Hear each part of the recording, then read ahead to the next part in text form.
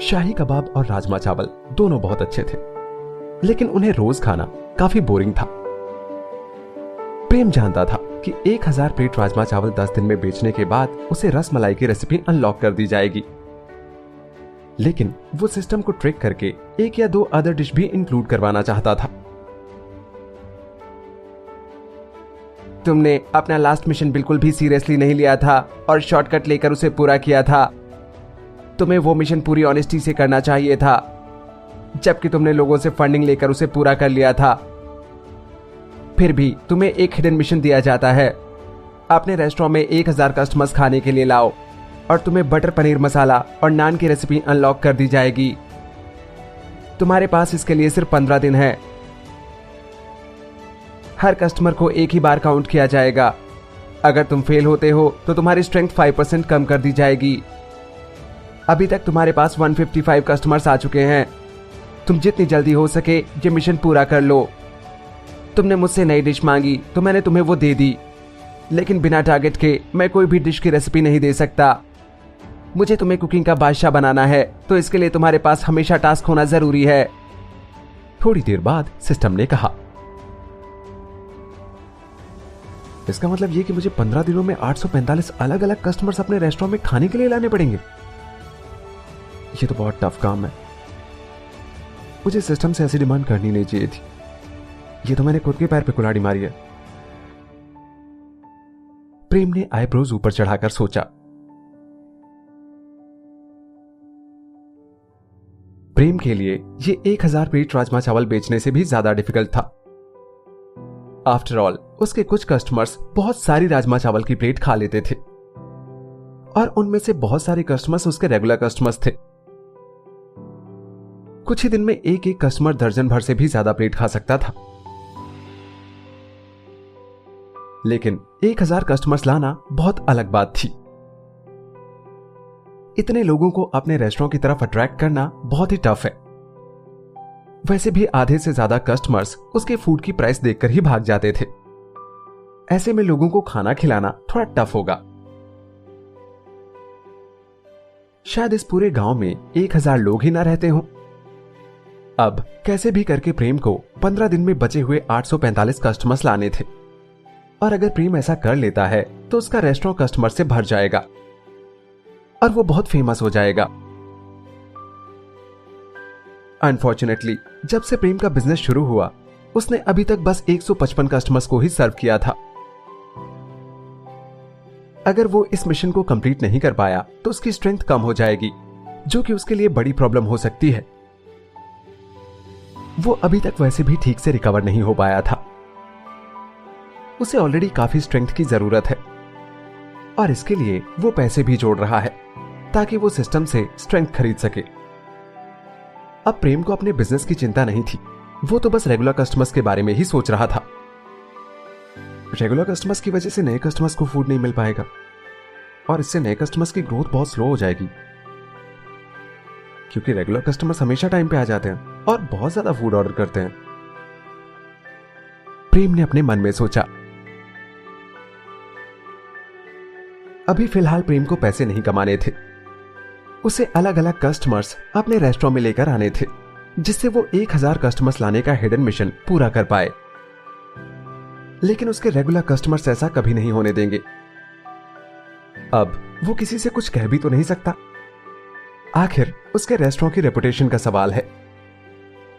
लेकिन शायद उसे पर पर्सन की एक लिमिट लगानी होगी। रेस्टोरेंट में आकर खाइए, ये मेरा मेन कीवर्ड है। शायद मुझे पैक कराकर ले जाने वालों को थोड़ा कंट्रोल में रखना होगा और मुझे थोड़ी पब्लिसिटी करने की भी जरूरत है। साथ ही मुझे कस्टमर्स की नीड का भी पूरा ख्याल रखना होगा। प्रेम ने अपने बिजनेस के बारे में सोचा।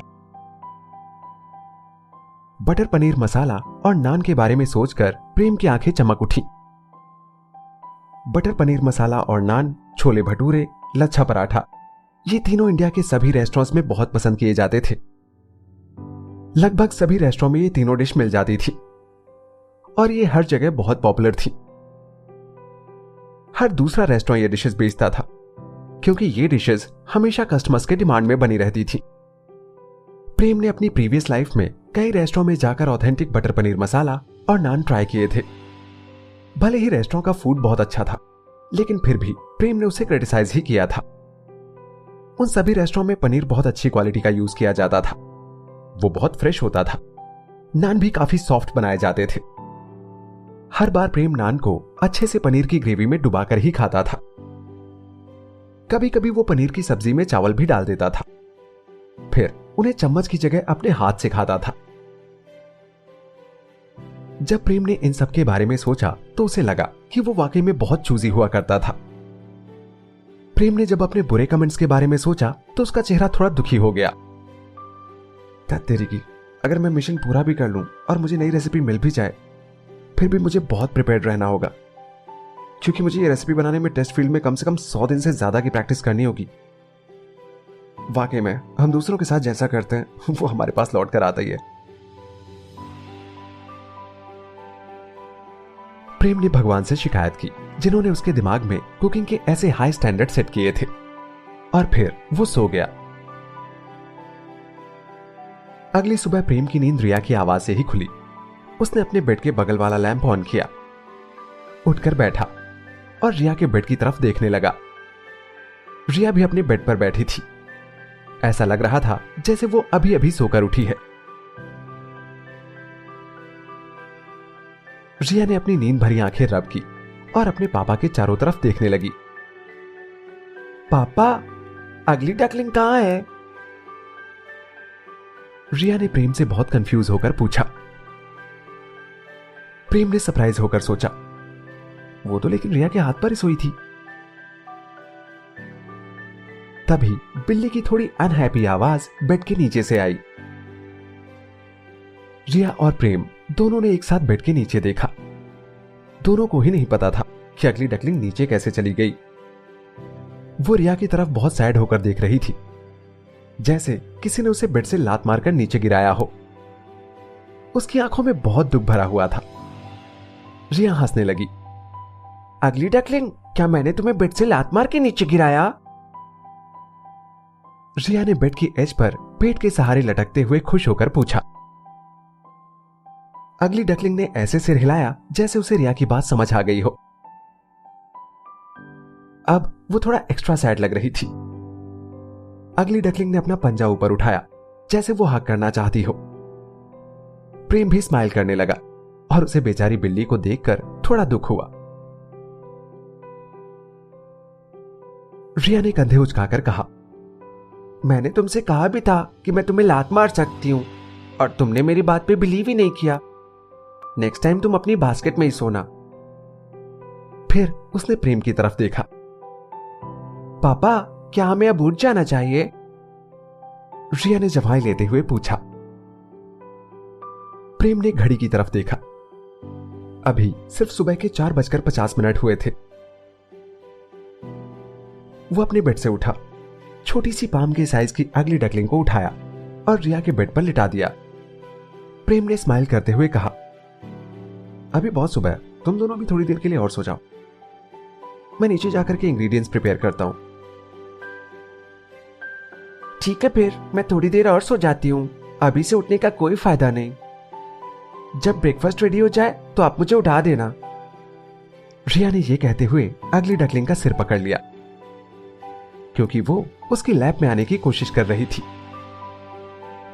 अगली डकलिंग, मेरे कपड़ों पे पंजे मारना बंद करो। मेरे पापा ने मुझे अभी अभी नए कपड़े दिलाए हैं। अगर तुम इन्हें खराब कर दोगी तो मैं दोबारा तुम्हें अपने बेड पर नहीं आने दूंगी। अगली डकलिंग ने हिलना बंद कर दिया और सिर हिलाकर म्याऊं किया। फिर उसने कंफर्टेबल बेडशीट पर अपनी आंखें बंद कर ली। रिया ने बिल्ली को शाबाशी दी और वो वापस अपने बेड पर लेट गई। उसने जैसे ही अपनी आंखें बंद की, उसकी नींद तुरंत लग गई। प्रेम ने स्माइल करके उसको थपथपाया और दोनों बच्चों पर अच्छे से ब्लैंकेट डाल दिया। अभी बिल्ली के बच्चे का बॉडी टेम्परेचर अच्छा रखना जरूरी था, तो प्रेम अपनी तरफ से कोई भी कमी नहीं रखना चाहता था। प्रेम ने अपने कपड़े चेंज किए, मुंह धोया और नीचे उतरकर राजमा चावल के इंग्रेडिएंट्स प्रिपेयर करने लगा। आज सुबह उसने कुछ प्लान किया था। वो 4 बैच में टोटल 64 लोगों के लायक राजमा की सब्जी बनाने वाला था। वो एक बार में 16 लोगों के लायक ही राजमा उबाल सकता था और इतने ही चावल भी स्टीम कर सकता था। प्रेम अपने ब्रेकफास्ट के 1.5 घंटे में ही इतना मटेरियल बेचने का प्लान कर चुका था। ठीक 7 बजे प्रेम ऊपर आया और रिया को उठा दिया। जब रिया अपने हाथ मुंह धो रही थी तभी वो अगली डकलिंग के दांत भी साफ करने के लिए इंसिस्ट करने लगी। फिर आखिर में रिया ने बस उसके मुंह पर थोड़ा सा पानी लगाकर उसका मुंह धुलाया। रिया ने ब्रश करते हुए अपना सिर हिलाया। ठीक है, जब तुम थोड़ी बड़ी हो जाओगी तो मैं तुम्हारे दांत ब्रश करूंगी। उसने अगली डकलिंग को अपने होंठ चाटते हुए देखा। अगली डकलिंग ने ब्रश करते टाइम जब रिया के मुंह से फोम निकलते देखा तो वो थोड़ा दरवाजे से पीछे हट गई और काफी डर गई। इधर कल प्रेम जो भेड़ का दूध लाया था वो ऑलरेडी खत्म हो चुका था। अब जब तक ब्रेकफास्ट का टाइम खत्म नहीं होता तब तक प्रेम के पास दूध खरीदने का टाइम नहीं था। ब्रेकफास्ट करते टाइम अगली डकलिंग रिया की गोद में बैठी थी। रिया और प्रेम राजमा चावल और शाही कबाब खा रहे थे तो ये देखकर अगली डकलिंग की आंखें चमक रही थी। उसे समझ आ चुका था कि कोई भी उसे कुछ भी नहीं खिलाने वाला, तो अगली डकलिंग ने अपने पंजों से अपनी आंखें कवर कर ली जिससे वो फूड की तरफ देख ही ना पाए। रिया ने अपने राजमा चावल खाते हुए कहा, अगली डकलिंग, मैं तुम्हारे पंजों में से तुम्हारी आंखें देख सकती हूँ। तुम चाहो तो मेरी फूड की तरफ अच्छे से देख सकते हो, लेकिन तुम्हें हम अभी ये फूड नहीं खिलाएंगे। अगली डकलिंग ने अपना सिर ऊपर किया और अपने चेहरे पर से अपने पंजे हटा लिए। बेचारे बिल्ली के बच्चे को अभी कुछ भी खाने के लिए नहीं दिया गया था, जबकि इन दोनों ने अपना फूड खूब एंजॉय किया था। कल उसे कम से कम थोड़ा सा दूध ही मिल गया था, लेकिन आज सुबह से उसे दूध भी नहीं मिला। प्रेम ने स्माइल करते हुए अपना सिर हिलाया। ब्रेकफास्ट करने के बाद उसने टेबल क्लीन की और ठीक 7:30 बजे रेस्टोरेंट ओपन किया। हमेशा की तरह वरुण ही सबसे पहले आया था और बाहर वेट कर रहा था। प्रेम ने ध्यान से देखा तो और भी लोग रेस्टोरेंट के बाहर लाइन लगाकर खड़े थे। जैसे ही प्रेम ने रेस्टोरेंट खोला उन सभी के चेहरे चमक उठे। उन सभी ने स्माइल करते हुए प्रेम को ग्रीट किया और प्रेम ने भी उन सभी को गुड मॉर्निंग के साथ ग्रीट किया।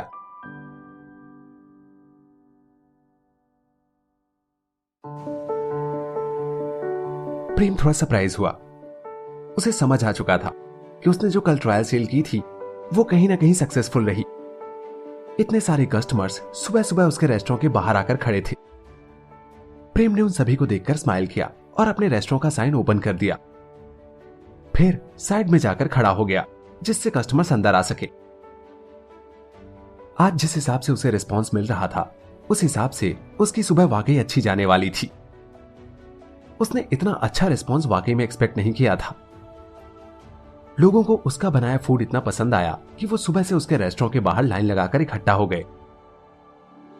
आज उसकी सेलिंग काफी अच्छी होने वाली थी। वरुण सबसे पहले अंदर आया। प्रेम, मुझे लगता है कि अब से मुझे और भी जल्दी आना होगा। शायद जल्दी ये लाइन चौराहे के दूसरे कोने तक लगने लगेगी। तुम और तुम्हारा फूड तो दिन ब दिन काफी फेमस होते जा रहे हैं। तुम अपनी सक्सेस के स्टेप्स पर काफी तेजी से चढ़ रहे हो, तुम्हें बहुत सारी बधाई। उसने स्माइल करते हुए कहा। मैं 2 प्लेट शाही कबाब खाऊंगा। मेरे लिए राजमा चावल थोड़े हेवी हो जाते हैं, ये नौजवानों के लिए ही ज्यादा ठीक है। मेरी बॉडी पर इनका वायलेंट इफेक्ट होता है और मैं उसको टॉलरेट नहीं कर पाता। बहुत बहुत थैंक यू। इन सब में आपका भी बहुत बड़ा हाथ है। अगर आप जैसे कस्टमर्स ने मेरी हेल्प नहीं की होती तो शायद अकेले मैं इतना सब नहीं कर पाता। ठीक है, आप आइए अंदर, थोड़ी देर वेट कीजिए, मैं भी आपका ऑर्डर लेकर आता हूं। प्रेम ने सिर हिलाकर कहा। प्रेम, मैं नई डिश की प्लेट लेना चाहता हूं। एक बार दोबारा उसका नाम बताना क्या है? उसका नाम है राजमा चावल। आप इसे मेनू में भी देख सकते हो। प्रेम ने स्माइल करते हुए रिप्लाई किया।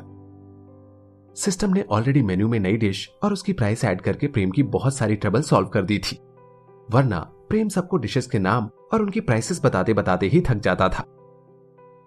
आज प्रेम के रेस्टोरेंट में अलग अलग स्पीशीज के लोग एक साथ ब्रेकफास्ट करने वाले थे। इससे अच्छा कम्युनल हार्मनी का एग्जाम्पल और क्या हो सकता है। प्रेम ने सिस्टम से 2 और रूल्स मेनू के बैक कवर पर ऐड करवाए। पहला, रेस्टोरेंट में चिल्लाना मना है।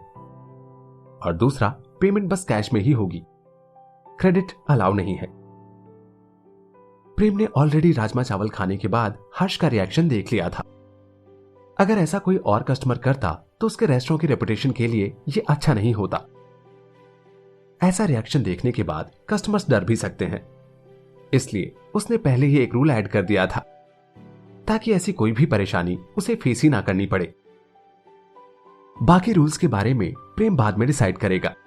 आफ्टर ऑल उसे पता नहीं था कि इस दुनिया में उसे रेस्टोरेंट चलाने के लिए और कौन कौन सी परेशानियां आ सकती हैं। उसने डिसाइड किया कि जब भी कोई नई परेशानी आएगी तो वो उस पर एक नया रूल बना देगा, लेकिन अपने रेस्टोरेंट को कुछ भी नहीं होने देगा। उसकी नजरों में सभी कस्टमर्स एक जैसे थे और वो किसी को भी प्रायोरिटी में रखकर दूसरों के साथ कोई पार्शियलिटी नहीं करना चाहता था। इसलिए जो भी रूल्स होंगे वो सभी के लिए कॉमन होंगे। एक कंफर्टेबल डाइनिंग एनवायरनमेंट हर जगह का बेसिक रूल होता है। कोई भी अपना मील एंजॉय करते टाइम डिस्टर्बेंस नहीं पसंद करता, इसलिए प्रेम को अपने रेस्टोरेंट में शोर शराबा नहीं चाहिए था। हर कस्टमर शांति से ही अपना फूड एंजॉय करे ताकि बाकी कस्टमर्स भी एंजॉय कर सकें। वो बस कैश इसलिए कलेक्ट कर रहा था क्योंकि उसे उधारी नहीं बढ़ानी थी। वो ये रेस्टोरेंट बस इसलिए चला रहा था ताकि वो पैसे कमा सके और रिया को एक अच्छी लाइफ दे सके। उसका रेस्टोरेंट कोई चैरिटेबल ऑर्गेनाइजेशन नहीं था कि वो सबको बिना पैसों के सर्व करता रहे, और व्यापार में व्यवहार नहीं निभाया जाता। इंग्रेडिएंट्स का कॉस्ट बहुत ज्यादा था और फिलहाल प्रेम को पैसों की बहुत जरूरत थी, इसलिए वो फ्री में किसी को भी मील प्रोवाइड नहीं करेगा। प्रेम ने ऑलरेडी अपने पैसों से चीजें खरीदने का प्लान बनाया था। उसे सिस्टम से स्ट्रेंथ खरीदने के लिए पैसे जोड़ने थे और उसके बाद अगर हो सका तो वो एयर डिफेंस मिसाइल भी खरीदना चाहता था ताकि किसी भी बड़ी प्रॉब्लम से निकलने में उसे कोई हार्म ना हो पाए। ओ जी, मैं 1 प्लेट राजमा चावल खाना चाहता हूं, नहीं 2 प्लेट कर दो। मैं जब कल रात यहां से निकल रहा था तो मैंने लोगों को यहां खाते हुए देखा था, मैं तभी से ये खाना चाहता था। एक मोटे आदमी ने कहा और जाकर सीट पर बैठ गया। सभी कस्टमर्स अंदर आ चुके थे। उनमें से कुछ ने मेन्यू को देखा। राजमा चावल का रेट शाही कबाब से ठीक आधा था, तो उनमें से बहुत से लोगों ने पहले राजमा चावल ही ऑर्डर किए। जब प्रेम ने सभी के ऑर्डर्स ले लिए तो वो किचन में चला गया। राजमा की सब्जी गर्म हो रही थी और चावल भी उबलकर तैयार थे। अब बस उन्हें प्लेट में निकालकर सर्व करने की ही देर थी। गुड मॉर्निंग बूढ़े वरुण दादाजी। रिया ने अगली डकलिंग को गोदी में लिए हुए लंबी कुर्सी पर बैठे हुए कहा। उसने बाकी के नए कस्टमर्स को भी ग्रीट किया था, लेकिन वो सभी को बहुत ऑड निकनेम से बुलाती थी, जैसे कि वो छोटी आंखों वाले आदमी को चाइनीज अंकल बुलाती थी और मोटे आदमी को बड़े अंकल कहकर बुलाती थी, क्योंकि उसके मोटापे के कारण उसकी आंखें भी छोटी छोटी दिखाई देती थी। वो शेप में बहुत बड़ा था, इसलिए वो उसे बड़े चाइनीज अंकल बुलाती थी ताकि वो छोटी आंखों वाले आदमी और इसमें कंफ्यूज ना हो। रिया के अजीब अजीब निकनेम सुनकर कस्टमर्स के पास उन्हें एक्सेप्ट करने के अलावा कोई चॉइस नहीं होती थी, इसलिए वो स्माइल करके अपना निकनेम सुन लेते थे। आफ्टर ऑल प्रेम की कुकिंग बहुत ही अच्छी थी और रिया बहुत ही अडोरेबल थी, तो वो लोग किसी भी बात पर गुस्सा होकर इतने अच्छे फूड से अपने हाथ नहीं धोना चाहते थे। वरुण ने स्माइल करते हुए सिर हिलाया। Good morning little owner. फिर उसने रिया के हाथों में अगली डकलिंग को देखा और क्यूरियस होकर पूछा, ये क्या है? एक बिल्ली? बाकी कस्टमर्स ने भी रिया के हाथों में छोटे से बच्चे को क्यूरियस होकर देखा। यह बिल्ली बहुत फ्लफी थी और इसके ऑरेंज और व्हाइट बाल थे जो इसे बहुत क्यूट बनाते थे। उन्होंने अभी तक बस एक ही कलर की बिल्ली देखी थी, जिसमें से मोस्टली काली या सफेद होती थी। उन्होंने अपनी पूरी लाइफ में इतने स्ट्रेंज कलर वाली बिल्ली नहीं देखी थी। अगली डकलिंग ने अपनी बड़ी बड़ी आंखों से क्यूरियस होकर सभी कस्टमर्स को देखा। वो कल पूरे दिन सोती रही थी, इसलिए आज वो इतने सारे लोग पहली बार देख रही थी। उसने जैसे ही देखा कि सभी लोग उसे घूर रहे हैं तो वो थोड़ी अलर्ट हो गई और अपने दांत निकालकर गुर्राने लगी। तभी रिया ने ना में अपना सिर हिलाया। नहीं, ये एक अगली डकलिंग है। उसने अगली डकलिंग के सिर पर एक थप्पड़ लगाकर बोला, चुप रहो अगली डकलिंग, कस्टमर्स को डिस्टर्ब मत करो, उन्हें अपना फूड एंजॉय करने दो, तुम जबरदस्ती शोर कर रही हो। अगली डकलिंग रिया की बात मानकर चुप हो गई और रिया की गोदी में वापस कंफर्टेबल होकर आराम करने लगी। उसने जवाई ली, अपनी आंखों के किनारों से सबको देखा और इग्नोर करते हुए अपनी आंखें बंद कर ली। कस्टमर्स को ऐसा लगा जैसे बिल्ली ने उनकी इंसल्ट कर दी हो और उनके चेहरे के एक्सप्रेशन थोड़े स्ट्रेंज हो गए। लेकिन जब वो रिया को गुस्सा नहीं दिखा पा रहे थे तो बिल्ली की तो बात ही और थी। ये अगली डकलिंग है। जब रिया ने बताया तो सभी कस्टमर्स थोड़े कंफ्यूज हुए। उन्हें जरा भी अंदाजा नहीं था कि एक बिल्ली अगली डकलिंग कैसे हो सकती है। हालांकि एक बार और सोचने पर उन सभी को रिया की बात ठीक लगी, क्योंकि रिया की पेट थी और रिया जो भी चाहे उसका वो नाम रख सकती थी। वैसे भी रिया अपनी कड़वी जुबान से लोगों के अलग अलग नाम रख चुकी थी। शायद ये बिल्ली की किस्मत ही है कि उसे ऐसा नाम मिला और उसकी मास्टर रिया है। सभी लोग बड़ी उम्मीदों के साथ अपने राजमा चावल का इंतजार कर रहे थे, लेकिन तभी प्रेम सभी के राजमा चावल लेकर बाहर आया। राजमा चावल बहुत जल्दी सर्व किए जा सकते थे, तो प्रेम ने राजमा चावल के सभी कस्टमर्स को उनके ऑर्डर पहले सर्व किए और फिर शाही कबाब बनाने वापस किचन में गया। वरुण सबसे पहले अंदर आया। उस हिसाब से उसे सबसे पहले फूड सर्व किया जाना था, और जबकि प्रेम सबसे पहले राजमा चावल लेकर आया, लेकिन अच्छे फूड के लिए वो थोड़ी देर वेट करने को तैयार था। छोटी आंखों वाले आदमी ने एक लंबी सांस लेकर राजमा चावल को स्मेल किया और फिर एक बाइट ली। राजमा चावल तुरंत ही उसके मुंह में घुलने लगे। जैसे उसने राजमा चावल स्वेलो किए, उसे लगा कि उसके ब्लड के अंदर कुछ है जो बाहर आना चाहता है। उसने अपनी आंखें बंद कर ली और बहुत देर तक ऐसे ही बैठा रहा। उसे अंदर से बहुत ही सेटिस्फैक्शन वाली फीलिंग आ रही थी और खुशी उसके चेहरे पर साफ साफ देखी जा सकती थी। उसने अपने मुंह से थोड़ी स्ट्रेंज आवाज निकाली, जैसे वो राजमा चावल में बिल्कुल खो गया हो और उसे इस दुनिया से कोई लेना देना ही ना बचा हो। मोटे आदमी सिद्धार्थ ने छोटी आंखों वाले आदमी को देखकर सोचा, ये तो बहुत ही आसानी से इंप्रेस हो गया। मैं भी राजमा चावल को लेकर बहुत एक्साइटेड हूं, लेकिन मैं जैसे तो बिल्कुल रिएक्ट नहीं करूंगा। उसने अपना मुंह खोला और एक बड़ी सी बाइट ली। उसकी आंखें तुरंत वाइड हो गईं। जैसे उसने राजमा चावल खाए, उसके चेहरे पर सीरियस एक्सप्रेशन दिखने लगे और वो राजमा चावल में अब बिल्कुल खो चुका था। फूड इतना डिलीशियस था कि मोटे आदमी की बॉडी शेक करने लगी, जैसे कि उसकी बॉडी एक्साइटमेंट के साथ बिल्कुल चीयर और डांस करना चाहती है। कोई भी सिद्धार्थ के बॉडी शेप को देखकर बता सकता था कि इसे खाना बहुत पसंद है। इस आदमी की फैमिली के 3 बैंक चल रहे थे, इसलिए इसे कभी भी पैसों की कोई चिंता नहीं हुई। एक टाइम कल्चरी स्टेट में इसके पास सैकड़ों सोने के सिक्कों के बराबर की जमीन थी। उसने इस दुनिया में अलग अलग इंग्रेडिएंट्स मिलाकर बनाने वाली ऑलमोस्ट सभी डिशेस खाई थी और उसे लगता था कि वो डिशेस ही इस दुनिया की सबसे डिलीशियस कुजीन है। लेकिन अब उसे समझ आ चुका था कि वो सारी डिशेस मिलाकर भी इन राजमा चावल की एक बाइट के कंपैरिजन में भी नहीं थी। उन डिशेस के टेस्ट बस मसालों और सीजनिंग पर ही डिपेंड करते थे, लेकिन उनमें से किसी भी डिश में ऐसी डिलीशियस ग्रेवी नहीं थी। इवन इस डिश के चावल तक बहुत अच्छे और टेस्टी लग रहे थे। उसे और भी सरप्राइज तब हुआ जब उसने राजमा चावल खाए। उसे ऐसा लगा जैसे उसने कोई स्ट्रॉन्ग ड्रिंक पी हो, जिसका टेस्ट बिल्कुल भी स्ट्रॉन्ग नहीं था। उसका ब्लड फ्लो तेज हो चुका था और सडनली वो बहुत वायलेंट फील करने लगा। उसे लगा कि उसका फैट बर्न हो रहा है और उसकी बॉडी अंदर से शेक कर रही है। अब उसकी पूरी बॉडी पसीने से तरबतर हो चुकी थी। मोटे आदमी ने सेटिस्फेक्शन के साथ कहा और उसकी आवाज छोटी आंखों वाले आदमी से काफी तेज थी। उसने तुरंत अपनी आंखें खोली। ओ भाई, इस दुनिया में कोई चीज इतनी अच्छी कैसे हो सकती है? प्रेम, तुम तो वाकई में जीनियस हो यार। प्रेम जब शाही कबाब का प्लेट लेकर आ रहा था तो मोटे आदमी ने उससे कहा,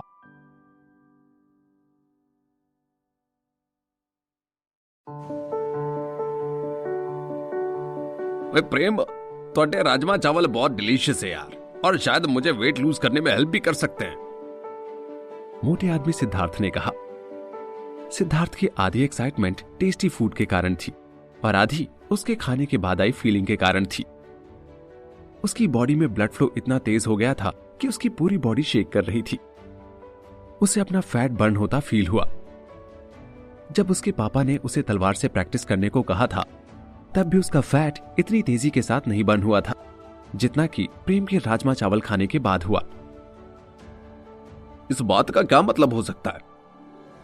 सिद्धार्थ ने अभी अभी एक्सपीरियंस किए फूड के असर के बारे में सोचा।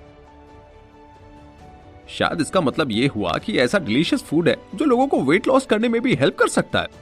तो जो भी फूडी लोग हैं, ये उनके लिए काफी अच्छी न्यूज है। सिद्धार्थ ने अभी अभी ऐसा फूड खाया था जो उसके लिए किसी डिस्कवरी से कम नहीं था। वो बहुत क्लियरली और स्ट्रांगली फील कर सकता था कि उसका ब्लड फ्लो बहुत तेज है और उसका फैट बर्न हो रहा है।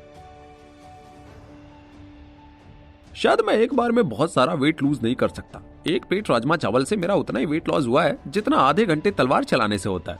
लेकिन अगर मैं डेली बहुत सारी प्लेट राजमा चावल खाता रहूंगा तो मुझे तलवार चलाने की प्रैक्टिस नहीं करनी पड़ेगी और मेरा वेट लॉस होता रहेगा। ये मेरे लिए एक गिफ्ट की तरह है जो पूरी लाइफ मेरी हेल्प करता रहेगा। सिद्धार्थ ने जब इन सब के बारे में सोचा तो वो और भी एक्साइटेड हो गया था। उसे अपने बॉडी शेप पर कभी भी शर्म नहीं आती थी, लेकिन उसे फिर भी कुछ वेट कम करना था क्योंकि वो अभी कुछ ही कदम चलने के बाद थक जाता था और ज्यादा वेट होने के कारण उसे फ्यूचर में काफी हेल्थ इश्यूज भी हो सकते थे। कोई भी आदमी अपने हाथों अपने पैर पर कुल्हाड़ी नहीं मारना चाहता।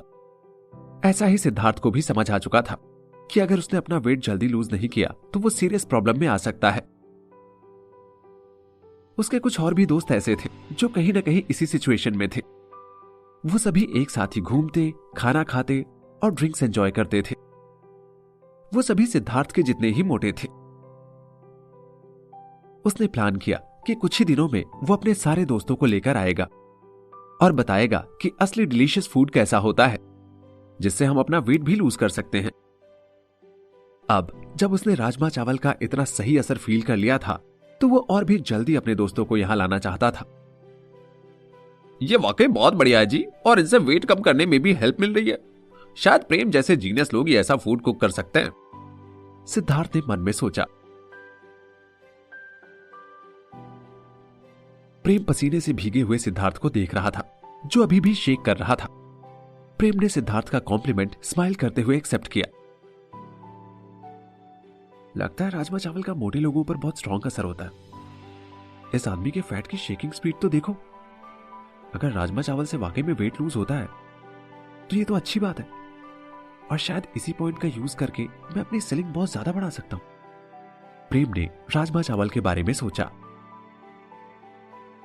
लेकिन सिस्टम ने तो कहा था कि राजमा का एक्साइट करने वाला एलिमेंट बस ब्लड को इफेक्ट करता है, फिर अब इसका फैट बर्न क्यों हो रहा है? प्रेम ने कंफ्यूज होकर सोचा। सिस्टम ने प्रेम का कंफ्यूजन दूर करते हुए कहा, बहुत सारे फूडी लोगों में ब्लड फ्लो से भी फैट इफेक्ट होता है। इसी कारण ब्लड फ्लो बढ़ने से उन्हें लगता है कि उनका फैट एक्सरसाइज करने जितना बर्न हो रहा है और इससे वो वेट लूज कर सकते हैं। लेकिन ये ब्लड फ्लो नॉर्मल होने के साथ ही रुक जाता है, तो बहुत खाने वाले लोगों पर इसका कोई स्पेशल इफेक्ट नहीं होगा। राजमा चावल का असली बेनिफिट यही है कि ये ब्लड फ्लो अच्छा रखता है, लेकिन ये वेट लूज करने में यूज नहीं किया जा सकता। इसलिए तुम्हें इसे बता देना चाहिए कि जो भी सोच रहा है वो बिल्कुल भी सही नहीं है। इसका डाउट क्लियर होना बहुत जरूरी है। वेट लूज करने का कोई भी शॉर्टकट नहीं होता। सभी को उतनी ही मेहनत करनी होती है जितनी बाकी लोग करते हैं, और वेट लूज करना एक डेडिकेशन भरा काम है। इसलिए हमें प्रॉपर डाइटिंग और एक्सरसाइज करनी चाहिए। अब प्रेम को सारी बात समझ आ चुकी थी। इस बात में कोई डाउट नहीं था कि रिया और प्रेम ने राजमा चावल खाने के बाद सिद्धार्थ के जैसा रिएक्ट नहीं किया था।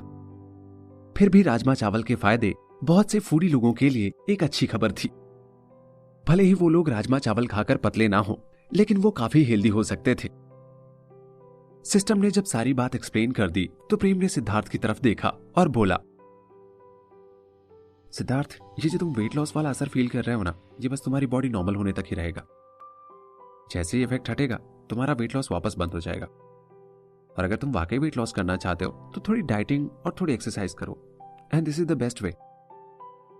अगर प्रेम ऐसे ही राजमा चावल बेचता रहा तो जल्दी ही उसका फूड बहुत पॉपुलर हो जाएगा। लेकिन अगर सभी कस्टमर्स ने जैसा फूड एक्सपेक्ट किया है, अगर उन्हें ठीक वैसा ही नहीं मिला तो शायद कुछ परेशानी हो सकती है, क्योंकि सिस्टम ने बताया था कि अलग अलग स्पीशीज पर इसका अलग अलग असर होगा। अभी तक जितने भी कस्टमर्स ने राजमा चावल खाए थे सभी को उसका इफेक्ट अच्छा लगा, लेकिन कुछ लोग ऐसे भी हो सकते हैं जिनको ये चीज इतनी अच्छी ना लगे। हालांकि डिशेस का टेस्ट ही उसकी प्राइस के लिए वर्दी था और ये सभी फायदे फ्री में मिल रहे थे। प्रेम के राजमा चावल इतने यूनिक हैं कि अगर वो कुछ कस्टमर्स को काउंट ना भी करे तो भी उसके बिजनेस पर कोई फर्क नहीं पड़ेगा, इसलिए वो बस पॉजिटिव चीजें ही सोच रहा था। ओ अच्छा, ऐसी बात है, सिद्धार्थ ने प्रेम से कहा। फिर उसने छोटी आंखों वाले आदमी पर नजर डाली और उसने देखा कि उसका चेहरा अब एकदम गुलाबी और फ्रेश लग रहा है। छोटी आंखों वाला आदमी सिद्धार्थ के जैसा रिएक्ट नहीं कर रहा था। फिर सिद्धार्थ ने इस सब के बारे में सोचा और स्माइल करके सिर हिला दिया। नॉर्मल रहना मेरे लिए भी काफी है। अब मैं अपने बॉडी शेप के बारे में कुछ कर भी तो नहीं सकता। मेरी कुछ ही कदम चलने पे सांस फूलने लग जाती है और मैं इस चीज को कम भी नहीं कर पा रहा। अब शायद मुझे एक्सरसाइज ही करनी होगी और मैं अपने पापा के कहने पर तलवार चलाना भी सीख लूंगा और इस सबसे शायद वेट लॉस में थोड़ी हेल्प हो जाए। मैं कल अपने दोस्तों को भी लेकर आऊंगा, उन्हें वाकई में राजमा चावल पसंद आएंगे। मुझे 2 प्लेट राजमा चावल और ला दो। प्रेम ने स्माइल करते हुए सिर हिलाया। हाँ, क्यों नहीं, आप बस थोड़ी देर वेट कीजिए, मैं अभी आपका ऑर्डर लेकर आता हूं। कस्टमर्स के फ्रेंड फिलहाल प्रेम के लिए बहुत काम के थे। उसे फिलहाल लार्ज क्वांटिटी में राजमा चावल बेचने थे और 1000 कस्टमर्स लाने का गोल भी अचीव करना था, जो वाकई में बहुत ज्यादा था। इसलिए अगर उसकी पब्लिसिटी लोग खुद ही करते रहेंगे तो वो जल्दी ही अपने मिशन को पूरा कर पाएगा। बाकी कस्टमर्स ने भी अपने राजमा चावल की प्लेट की तरफ देखा और एक बाइट ली। उनके चेहरों पर एक हैप्पी स्माइल दिख रही थी और जैसे ही उन्होंने अपने राजमा चावल खाए थे उनके मुंह से भी स्ट्रेंज साउंड निकले। ये फूड वाकई में काफी पावरफुल था। मैं 1 प्लेट और लेना चाहूंगा। मैं भी। कुछ कस्टमर्स ने एक बाइट लेने के बाद ही अपना अगला ऑर्डर दे दिया था।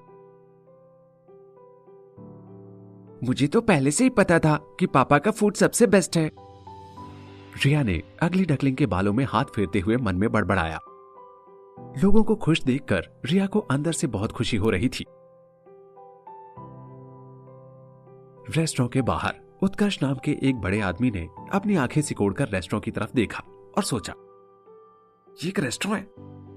अभी तक उत्कर्ष बहुत सारी जगहों पर जा चुका था और ककाओ गांव में अभी कुछ ही दिनों पहले आया था। उसे ठीक से याद भी नहीं था कि वो इस जगह से कितनी बार निकल चुका है, लेकिन उसने कभी सोचा नहीं था कि चौराहे के कॉर्नर पर उसे इस बार इतना अच्छा रेस्टोरेंट देखने को मिलेगा। इस रेस्टोरेंट को देखकर लगता है जैसे इसका ओनर कोई ह्यूमन है, उसने रेस्टोरेंट की तरफ कदम बढ़ाते हुए सोचा। वो खड़े होकर रेस्टोरेंट में लगी ग्लास की शीट की तरफ देखने लगा। ग्लास एकदम ट्रांसपेरेंट था और वो उसे अपने लावा वाले हाथों से छूना चाहता था, लेकिन फिर वो रुक गया और सोचने लगा, शायद मेरे छूने से ये टूट जाएगा क्योंकि मेरे हाथों से लावा निकलता है और इतनी हीट कोई भी ग्लास बेयर नहीं कर सकता, और ये तो काफी महंगा लग रहा है। अभी मेरे पास इतने पैसे भी नहीं है कि मैं बिना मतलब अपने सर पर नया खर्चा डालूं। उत्कर्ष के पास अभी ज्यादा पैसे नहीं थे, इसलिए वो अलग अलग कंपटीशन में पार्टिसिपेट करता रहता था। भले ही वो कंपटीशन काफी कठिन होते थे, लेकिन उनके प्राइजेस काफी अच्छे थे और उसे उनसे काफी पैसे मिल सकते थे। उत्कर्ष ने पहले ही सोच लिया था कि जब वो काफी पैसे कमा लेगा उसके बाद ही अपनी जर्नी कंटिन्यू करेगा। नॉर्मल ह्यूमंस के लिए जो कंपटीशन बहुत कठिन होते थे, उत्कर्ष के लिए वो काफी आसान होते थे और इन सब से उत्कर्ष काफी पैसे कमा लेता था। वो सिर्फ 15 दिनों में अपने आने वाले 6 महीने में होने वाले ट्रेवल एक्सपेंसेस के लायक पैसे कमा लेता था। इसके बाद वो और हाई लेवल अचीव करने के लिए अपनी जर्नी कंटिन्यू करता था। उत्कर्ष ने ग्लास के थ्रू रेस्टोरेंट के अंदर देखा। उसने देखा कि रेस्टोरेंट में बहुत सारे ह्यूमंस और बाकी स्पीशीज अपना फूड हैप्पीली एंजॉय कर रहे हैं। उन सब के सामने एक प्लेट रखी है जिसमें से वो अपना फूड खा रहे हैं। उसने सिर हिलाकर थोड़ा हेजिटेट किया और सोचा, अगर इन लोगों का चेहरा ठीक से देखे तो समझ आता है कि जैसे जो फूड ये लोग खा रहे हैं वो बहुत टेस्टी है। शायद मुझे भी चलकर चेक करना चाहिए। वैसे भी ह्यूमंस जो फूड बनाते हैं वो सबसे अच्छा होता है। मैं पहले यहां ब्रेकफास्ट कर लेता हूं, फिर जाकर कंपटीशन में पार्ट लूंगा। उत्कर्ष ने दरवाजा खोला और अंदर चला गया। दरवाजे पर लगी घंटियां बजने लगी। प्रेम अभी वरुण के सामने शाही कबाब की प्लेट रख रहा था। उसने जैसे ही दरवाजे की तरफ देखा वो थोड़ा चौंक गया। ये प्रेम का पहला डीमन कस्टमर था।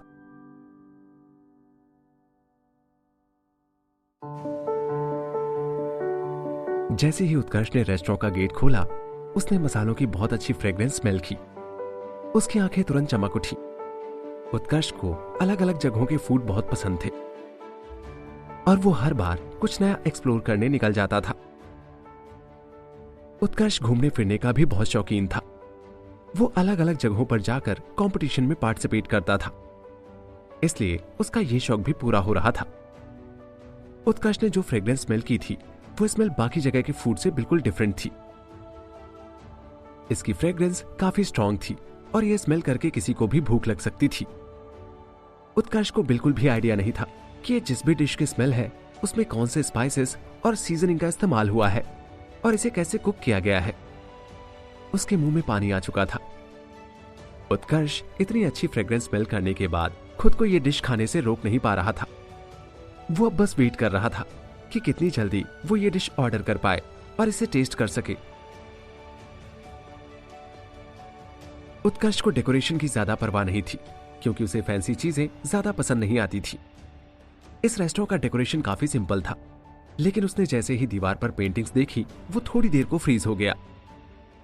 पेंटिंग में गोस्ट आइलैंड की फोटो बनी थी। यह वही जगह थी जहां उत्कर्ष रहता था। उसे कुछ लोग डीमन आइलैंड के नाम से भी जानते थे क्योंकि यहां रहने वाली ज्यादातर पॉपुलेशन डीमंस थी। यह पहली बार था जब किसी इंसान के रेस्टोरेंट में उसने डीमन आइलैंड की पेंटिंग देखी थी। दीवार पर कालचुरी स्टेट के बाकी जगहों की भी पेंटिंग बनी थी। उत्कर्ष ने प्रेम को देखा जो ब्लैक एंड व्हाइट कपड़े पहने हुए था और सोचा, लगता है ये आदमी इस दुनिया में किसी के साथ पार्शियलिटी नहीं कर सकता। ये सबके साथ मिलजुल कर रहने की फीलिंग अपने दिल में रखता है, वरना ये अलग अलग स्पीशीज के कल्चर को अपने रेस्टोरेंट में पेंटिंग के तौर पे नहीं दिखाता। लेकिन क्या ये मुझे खाने देगा? उत्कर्ष अब चलते चलते रुक चुका था। प्रेम भी उत्कर्ष की तरफ ही देख रहा था। जब प्रेम बाहर घूमने गया था उसने कुछ डीमंस को देखा था।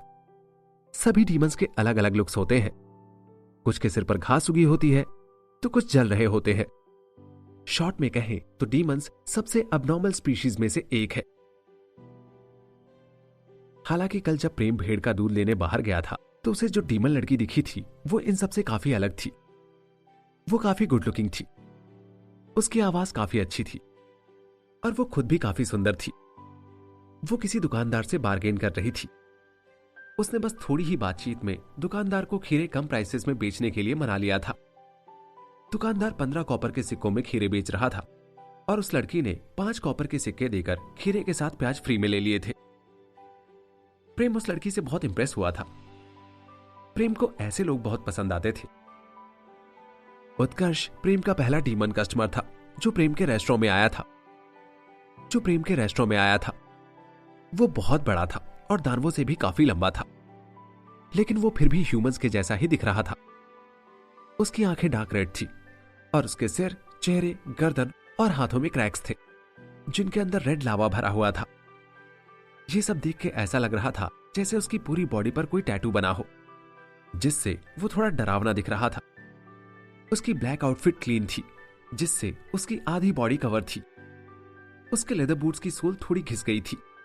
शायद वो इन जूतों से बहुत लंबा चल के आया था उसकी लाल केप उसकी ड्रेस में सबसे स्पेशल था, जो उसके कंधे पर बंधा हुआ था और कमर तक लटका हुआ था। जो भी इंसान इस ककाओ गांव में लंबे टाइम से रह रहे थे, उन्हें अब डीमन से डर नहीं लगता था। आफ्टर ऑल वो लोग रोज ही अलग अलग स्पीशीज को देखते थे। उनके लिए एक डीमन नीबर होना भी बहुत नॉर्मल था। ककाओ गांव में इतनी सारी स्पीशीज रहती थी कि यहां के लोग सबके साथ रहने में कंफर्टेबल हो चुके थे। हालांकि बहुत सारे इंसान डीमंस के साथ डाइन करना पसंद नहीं करते थे। वो डीमंस की प्रेजेंस में तेज आवाज में बात नहीं कर सकते थे, जिससे उन्हें थोड़ा बाउंडेड फील होता था। डीमंस दिखने में भी थोड़े डरावने होते थे और उनका नेचर थोड़ा वायलेंट होता था, जिससे ह्यूमंस उनसे काफी डरा करते थे। इसलिए बहुत से ह्यूमन ओन्ड रेस्टोरेंट्स में डीमंस के खाने के लिए अलग से सेक्शन बने होते थे और कुछ रेस्टोरेंट वाले अपने दरवाजों पर साइन बोर्ड भी लगा कर रखते थे, जिन पर लिखा होता था इस रेस्टोरेंट में डीमंस अलाउड नहीं है। इसी से समझ आता था कि भले ही इस गांव में सभी स्पीशीज साथ में रहती हों, लेकिन वो एक दूसरे के साथ स्पेस शेयर नहीं करती। बौने जो भी रेस्टोरेंट चलाते थे, वहां बौनों के लिए तो जगह होती थी, लेकिन बाकी स्पीशीज के लिए उनके रेस्टोरेंट में कोई जगह नहीं थी। बौने बाकी स्पीशीज के साथ खाना पसंद नहीं करते थे। जब श्रुति प्रेम के रेस्टोरेंट में आई थी, तब उसके साथ भी सेम प्रॉब्लम थी। वो ककाओ गांव में लास्ट 5-6 दिन से रह रही थी, लेकिन वो सभी स्पीशीज के साथ बैठकर खाना नहीं चाहती थी। इसलिए एक अच्छा रेस्टोरेंट ढूंढने में उसे बहुत टाइम लगा। सभी कस्टमर्स ने प्रेम की तरफ देखा। वरुण को छोड़कर वहां बाकी सभी कस्टमर्स ह्यूमन थे।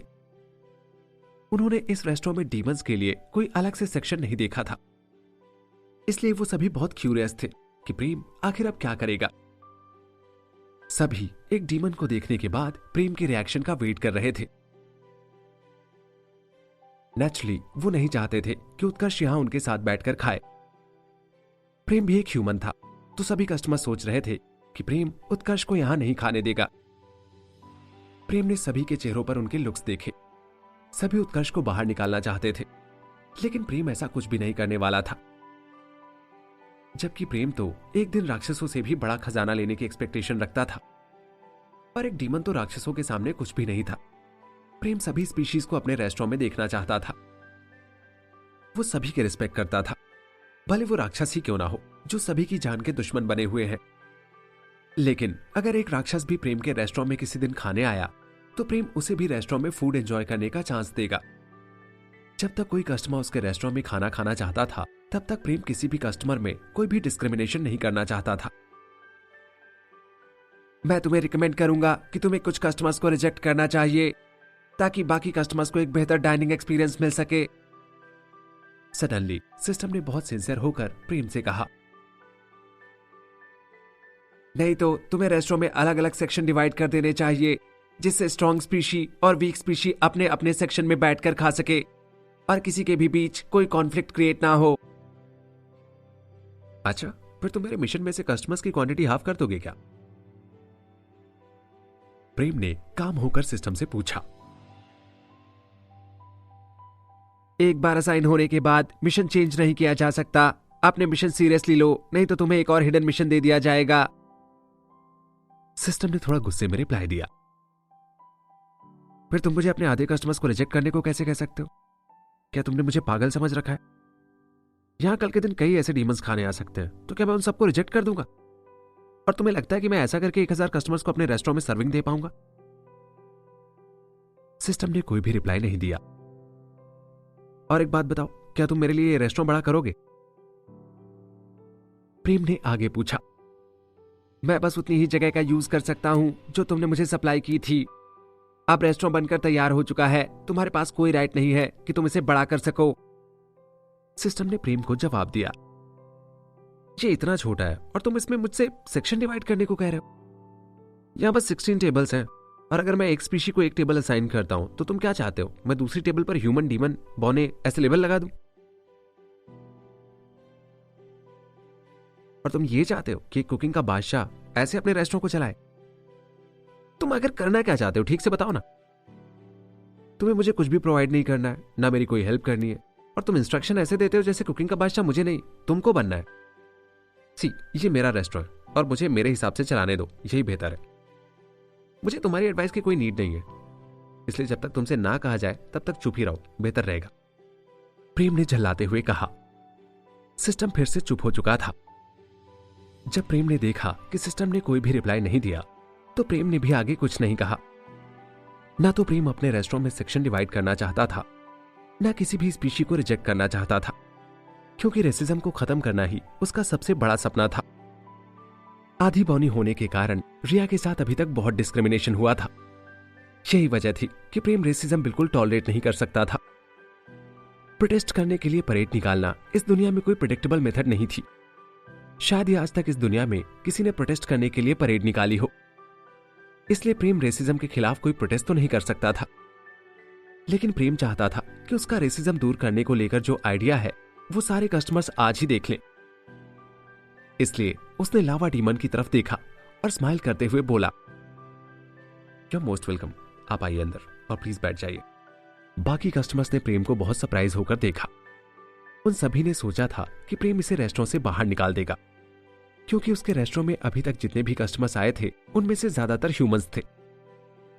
उन्होंने कभी भी नहीं सोचा था कि प्रेम एक डीमन को रेस्टोरेंट में खाने देगा, लेकिन ऐसा लगता है जैसे प्रेम का डीमंस के लिए अलग से सेक्शन बनाने का कोई प्लान तक नहीं है। इसी कारण अब ये डीमन जहां भी बैठना चाहे बैठ सकता था। शायद वो उनकी ही टेबल के बगल में बैठ सकता था या उनकी ही टेबल शेयर भी कर सकता था। इस बारे में सोचकर कुछ कस्टमर्स थोड़े नर्वस हो गए। देवी मंदिर वालों की सरकार में सभी स्पीशीज और नॉर्मल ह्यूमंस भी पीसफुली रहते थे, लेकिन फिर भी कुछ स्पीशी बाकी स्पीशीज के साथ काफी रेसिज्म करती थी। कभी कभी तो ककाओ गांव में जहां केवल ह्यूमंस रहते हैं वहां भी कई बातों पर उनका आपस में कॉन्फ्लिक्ट हो जाता था। ह्यूमंस काफी वीक स्पीशी थी, इसलिए दानव या डीमन से कॉन्फ्लिक्ट हो जाने पर उनकी मौत हो जाना बहुत कॉमन थी। नेचुरली ह्यूमंस इन सबसे काफी डरते थे। यार ये सब मायने नहीं रखता। अगर इतने अच्छे राजमा चावल सामने होंगे तो राक्षसों के साथ डाइन करने में भी कोई प्रॉब्लम नहीं है। तभी एक कस्टमर ने हंसते हुए कहा,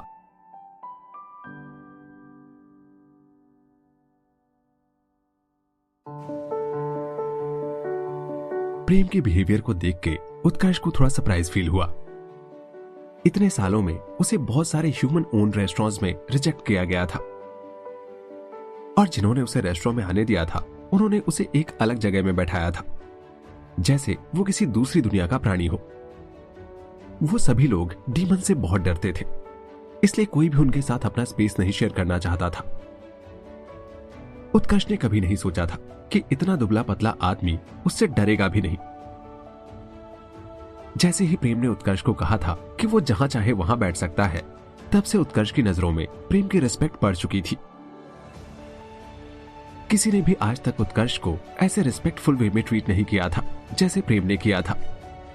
लोग डीमंस को इतनी अच्छी नजरों से नहीं देखते थे, चाहे वो कितना भी अच्छा क्यों ना हो। उत्कर्ष ने चारों तरफ देखा और दरवाजे के पास वाले कॉर्नर में जाकर बैठ गया। आज तक कोई भी इस जगह पर नहीं बैठा था। ये जगह रेस्टोरेंट में बिल्कुल अलग थी। अभी तक उत्कर्ष ने ब्रेकफास्ट नहीं किया था और राजमा चावल के मसालों की खुशबू से उसे और भी भूख लग चुकी थी। वो सुबह से ही अपने कंपटीशन की तैयारी कर रहा था, जिससे उसे बहुत थकान हो चुकी थी, और थकान मिटाने के लिए खाने से अच्छी कोई और चीज नहीं हो सकती। उसने एक कस्टमर के हाथ में रखे राजमा चावल की प्लेट को पॉइंट करते हुए प्रेम की तरफ देखकर कहा, ओनर, मैं ऐसा ही कुछ लेना चाहूंगा। उत्कर्ष की आवाज कानों को चुभने वाली और एकदम सूखी थी, जैसे उसने लंबे टाइम से पानी भी नहीं पिया हो।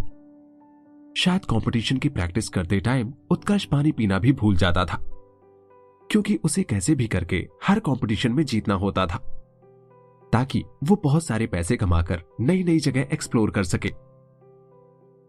ठीक है, आप बस थोड़ी देर वेट कीजिए, मैं भी आपका ऑर्डर लेकर आता हूं। ये कहने के बाद प्रेम मुड़ा और किचन की तरफ चला गया। वाओ, एक बड़ा टकला! रिया की आंखें उत्कर्ष को देखकर चमक उठी। वो छोटी बिल्ली को लेकर अपनी कुर्सी से उतरी और उत्कर्ष की टेबल तक गई। हेलो बड़े टकले, मेरा नाम रिया है। क्या आप एक डीमन हो? किस टाइप के डीमन हो? आपके सिर पे तो एक भी बाल नहीं है। क्या आप गंजी डीमन हो? रिया ने उत्कर्ष को देखते हुए क्यूरियस होकर पूछा। अगली डकलिंग ने भी रिया की गोदी में से सिर उठाकर उत्कर्ष की तरफ देखा। रिया और बिल्ली दोनों ही उससे डरी नहीं। उत्कर्ष को थोड़ा सरप्राइज फील हुआ। उसे आज तक कभी भी सामने से किसी ने बड़ा टकला नहीं बुलाया था। लावा डीमन होने के कारण उत्कर्ष बहुत ही शॉर्ट टेम्पर्ड था और लावा जैसा ही वायलेंट था। डीमन आइलैंड में भी उसे कोई इतना लाइटली नहीं लेता था। ककाओ गांव में नॉर्मल ह्यूमन हमेशा उसे अवॉइड करते थे। उत्कर्ष ने कभी सोचा नहीं था कि एक छोटी सी बच्ची उसे ऐसा कहकर बुलाएगी। हालांकि जैसे ही उसने रिया की तरफ गुस्से से देखा, उसका गुस्सा तुरंत गायब हो गया और वो सोचने लगा, ये कितनी क्यूट है। इसके काले लंबे बाल हैं और ये उसकी 2 चोटियां बनाए हुए हैं। इसका अडोरेबल फेस बहुत सुंदर है और इसके कान थोड़े थोड़े लंबे हैं। ऐसा लग रहा है जैसे ये एक आधी बौनी है। रिया हाथों में व्हाइट और ऑरेंज कलर की फ्लफी बिल्ली पकड़े थी। वो टेबल के सामने खड़े होकर उत्कर्ष की तरफ देख रही थी। उसकी आंखें क्यूरियोसिटी से भरी थी। उत्कर्ष उसके चेहरे को देखकर समझ गया था कि रिया उसका मजाक नहीं उड़ा रही, बल्कि उसने क्यूरियोसिटी में ऐसे क्वेश्चंस पूछे थे। उत्कर्ष चाहता तो एक फायरबॉल बनाकर रिया को डरा सकता था, लेकिन उसके क्यूट फेस को देखकर वो उसे डराकर रुलाना नहीं चाहता था।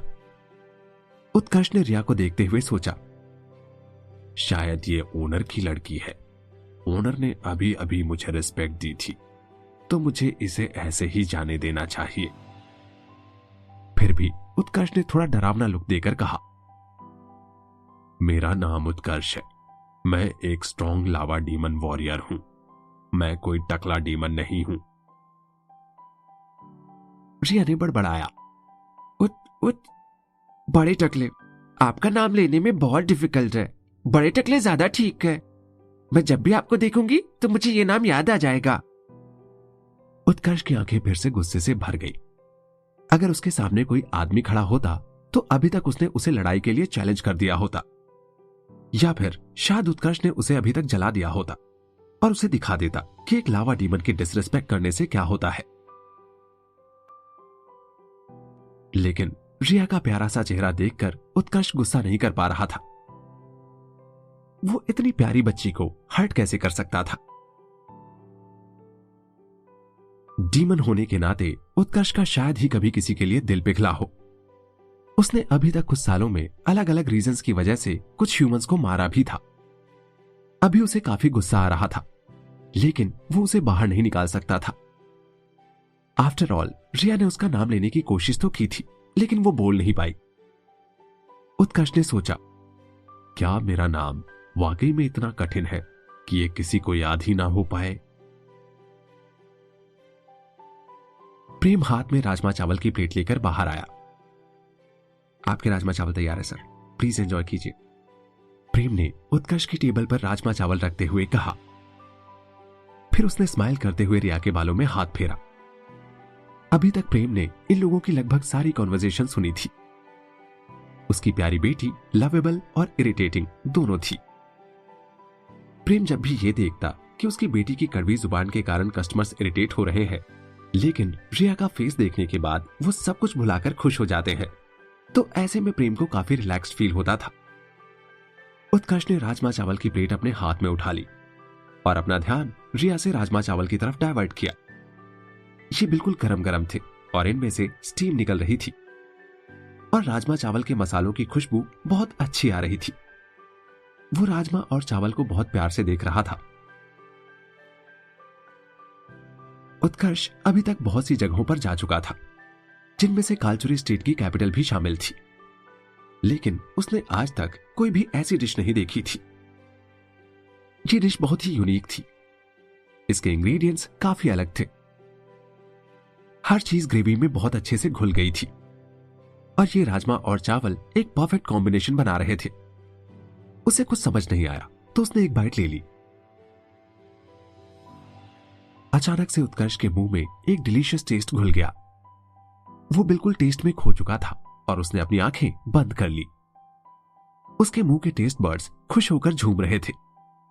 ये टेस्ट बिल्कुल डिफरेंट था। उसने पहले भी चावल खाए थे, लेकिन राजमा के साथ ये चावल कुछ अलग ही टेस्ट बना रहे थे अंदर और बाहर दोनों तरफ से सॉफ्ट राजमा का टेस्ट एक अलग ही लेवल का था। फूड इतना डिलीशियस था कि उत्कर्ष इमोशनल हो गया। उत्कर्ष बहुत ज्यादा चूजी टाइप का फूडी नहीं था। वो डीमन आइलैंड पर अपना खाना बिना पकाए ही खा लेता था। ज्यादा से ज्यादा वो फूड को अपने हाथों में रखकर ही कुक कर लेता था। फिर वो डीमन आइलैंड से बाहर आ गया ताकि वो और भी स्ट्रांग बन सके। धीरे धीरे उसके सामने ह्यूमन मेड फूड आया और तब उसे समझ आया कि पके हुए खाने का टेक्सचर और टेस्ट दोनों बहुत ज्यादा अच्छा होता है। हालांकि ये पहली बार था जब उसने इतना अच्छा फूड खाया था। ये पूरी तरह से अलग लेवल का फूड था। बस एक बाइट से ही उसकी पूरी बॉडी गर्म फील होने लगी। प्रेम ने रिया का हाथ पकड़ा और उसे थोड़ा दूर किया। राजमा डीमन आइलैंड से ही आए थे और सिस्टम के अकॉर्डिंग इनका डीमंस पर बहुत स्ट्रॉन्ग असर होता है, इसलिए प्रेम को थोड़े प्रिकॉशंस लेकर चलना ही ठीक लगा। राजमा चावल के कारण उत्कर्ष के अंदर से आग भी निकल सकती थी, क्योंकि ये एक लावा डीमन था और उसकी बॉडी में ऑलरेडी क्रैक्स थे जिसमें से लावा बहता था। जैसे ही उत्कर्ष ने राजमा चावल खाए, उसे लगा जैसे उसने कोई हॉट करंट निगल लिया हो। थोड़ी ही देर में उसे लगने लगा जैसे उसके गले में आग लग गई हो। उसकी ये फीलिंग जल्द ही उसके ब्लड में भी स्प्रेड हो चुकी थी। उसका ब्लड फ्लो इतना तेज हो गया जैसे उसकी बॉडी के अंदर घोड़े दौड़ रहे हो। उसकी बॉडी में थोड़ी सी आग दिखने लगी। देखकर ऐसा लग रहा था जैसे ब्लड के ऊपर फूल खिल रहे हो। ओह, आह! ऐसी आवाज के साथ उत्कर्ष ने अचानक अपनी आंखें खोली। उसकी पूरी बॉडी से फ्लेम्स निकल रही थी, जिनकी हाइट ऑलमोस्ट 12 सेंटीमीटर थी। फिर उसके कपड़े भी आग से जलने लगे। प्रेम ने उत्कर्ष की बॉडी के क्रैक्स वाइड होते हुए देखे और उनमें से गोल्डन रेड लिक्विड बाहर आते देखा। उसकी बॉडी से एक रियल लावा जितनी हीट निकल रही थी। इसके तो कपड़ों में आग लग चुकी है, प्रेम ने हड़बड़ाहट में कहा। अब प्रेम के चेहरे पर थोड़े स्ट्रेंज एक्सप्रेशन आ चुके थे।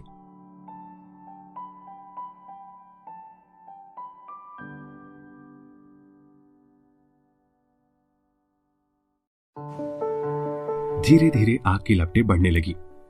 अब उत्कर्ष की पूरी बॉडी से भी फ्लेम्स निकलने लगी। सडनली उसका लावा और भी बढ़ चुका था और उसका टेम्परेचर बहुत ही हाई हो गया। प्रेम ने जैसे ही उत्कर्ष को देखा, वो अचानक से चौंक गया और सोचा, क्या होगा अगर कोई और भी ज्यादा वायलेंट डीमन मेरी इस रेसिपी को खाएगा? उत्कर्ष तो फिर भी थोड़ा ह्यूमन जैसा दिखता है और कुछ कुछ डीमंस तो दिखने में भी बहुत डेंजरस होते हैं। प्रेम सोचना भी नहीं चाहता था कि ऐसा होने पर उसके रेस्टोरेंट का क्या हाल होगा। प्रेम को लगा कि उसे अपने मेनू में कोई वार्निंग ऐड कर देनी चाहिए। वायलेंट स्पीशीज के लिए रूल्स बनाना बहुत जरूरी है, वरना उनके रिएक्शन से प्रेम को बहुत नुकसान भी हो सकता था। लकीली उत्कर्ष के कपड़े किसी स्पेशल मटेरियल के बने थे, इसलिए इतनी आग के बाद भी वो जले नहीं थे। अब उसे बिना कपड़ों के होने वाली एम्बैरेसमेंट फेस नहीं करनी होगी। अगर उसके कपड़े जल गए होते तो वाकई में वो सीन थोड़ा एम्बैरेसिंग होता। 2 कस्टमर्स जैसे ही रेस्टोरेंट में एंटर कर रहे थे, वो इस सीन को देखकर बहुत डर गए। राजमा चावल की खुशबू से उनके मुंह में पानी तो आया था, लेकिन लावा डीमन के इस भयानक रूप को देखकर उन्होंने रेस्टोरेंट का दरवाजा वापस बंद कर दिया और रेस्टोरेंट से चुपचाप बाहर आ गए। ऐसा डरावना सीन किसी के भी दिल में डर पैदा कर सकता था, और अगर यही सीन बिल्कुल फर्स्ट इंप्रेशन में दिख जाए तो फिर शायद ही किसी की आगे बढ़ने की हिम्मत हो। प्रेम ने इस लावा डीमन के साथ क्या किया था? ये लावा डीमन लड़ने के मूड में क्यों दिख रहा था? दोनों कस्टमर्स ने रेस्टोरेंट के थोड़ा बाहर निकलते हुए सोचा, लेकिन वो खुद को राजमा चावल के मसालों की खुशबू से दूर नहीं कर पा रहे थे, इसलिए वो थोड़ी चिंता भी कर रहे थे और थोड़ा सरप्राइज में थे। एक तरफ लावा डीमन गुस्से में था तो दूसरी तरफ राजमा चावल की खुशबू थी। कस्टमर्स ने अपनी लाइफ में इससे ज्यादा डिलेमा वाली सिचुएशन आज तक नहीं देखी थी। एक तरफ जहां जिंदगी थी, वहीं दूसरी तरफ मौत भी दिख रही थी। लावा डीमंस बाकी सभी डीमंस में सबसे पावरफुल होते थे। उनके पास डिस्ट्रक्टिव पावर्स होती थी और वो कुछ फायरबॉल से ही एक पूरा घर जला सकते थे। प्रेम के रेस्टोरेंट में भी एक लावा डीमन खड़ा था जो ऐसे ही गुस्से में दिख रहा था। वो किसी भी पल प्रेम के रेस्टोरेंट को चला सकता था। प्रेम तो बहुत ही काइंड और शांत इंसान है, फिर उसने इस लावा डीमन को कैसे इरिटेट कर दिया?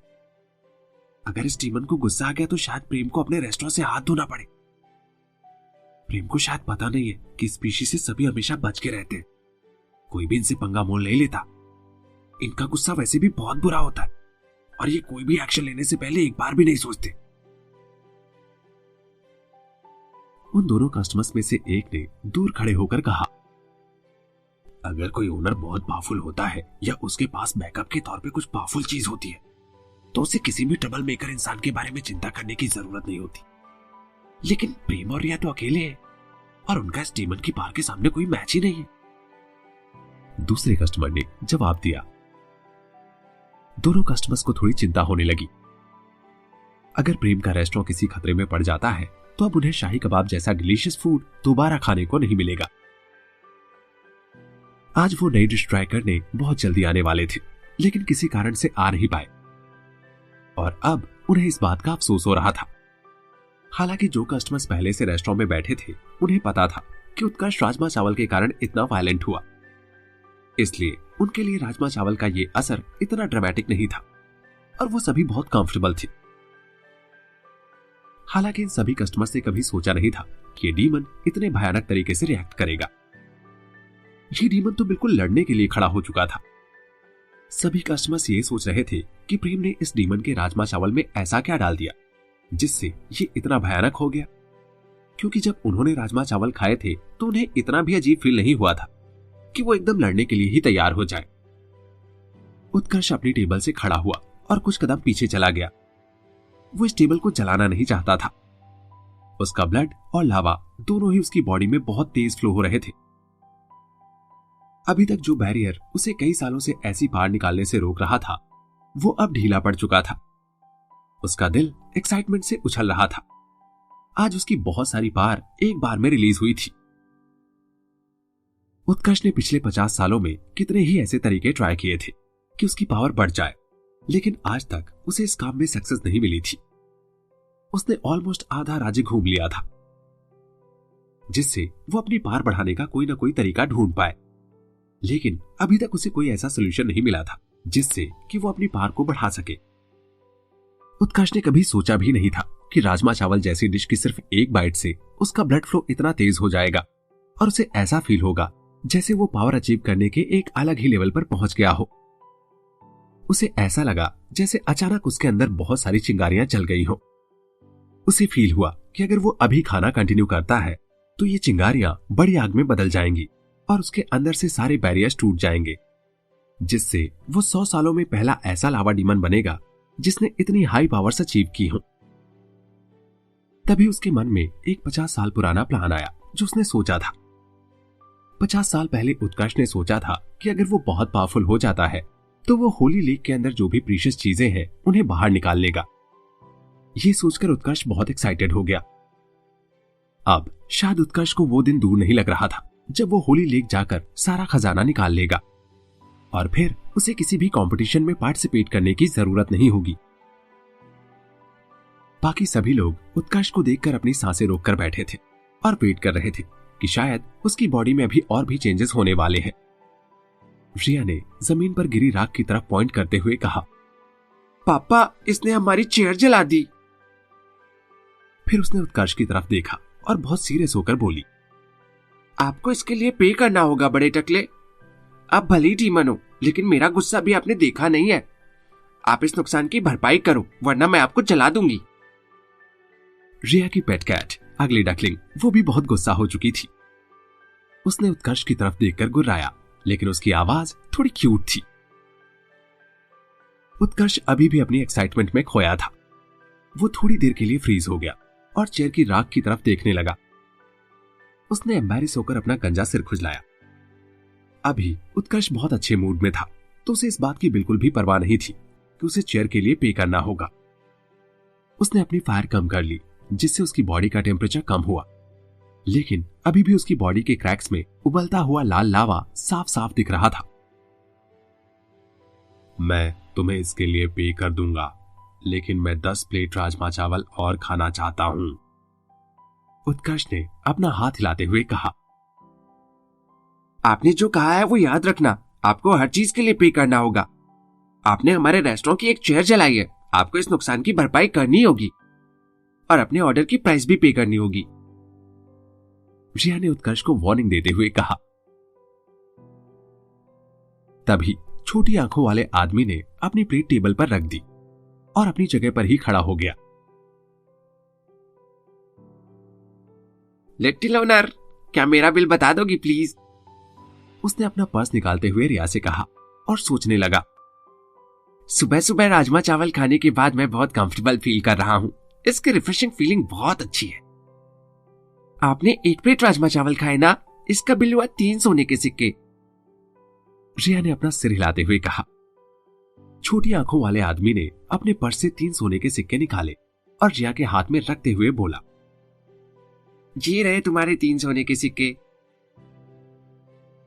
फिर उसने प्रेम से गुड बाय बोला और डीमन से थोड़ी दूरी बनाते हुए वो साइड से रेस्टोरेंट के बाहर चला गया। 3 सोने के सिक्के? ओनर, तुम्हारे राजमा चावल की प्राइस 3 सोने के सिक्के है। फिर मुझे इस चेयर के लिए कितना पे करना होगा? उत्कर्ष ने आंखें वाइड करते हुए प्रेम से पूछा। उसने अपने पर्स को टच करके देखा। जितना उसे समझ आया था, इतनी पावरफुल डिश के लिए 3 सोने के सिक्के ज्यादा महंगे नहीं थे, लेकिन उसके पास अभी ज्यादा से ज्यादा 12 सोने के सिक्के ही होंगे। तो अगर वो चेयर के लिए पे नहीं भी करता, फिर भी उसके पास 10 प्लेट राजमा चावल खरीदने के पैसे नहीं थे। बाकी कस्टमर्स भी उसे ध्यान से देख रहे थे और सोच रहे थे कि उसे चेयर के लिए आखिर कितना पे करना होगा। सभी कस्टमर्स को रेस्टोरेंट के डेकोरेशन ने बहुत कंफर्टेबल किया था।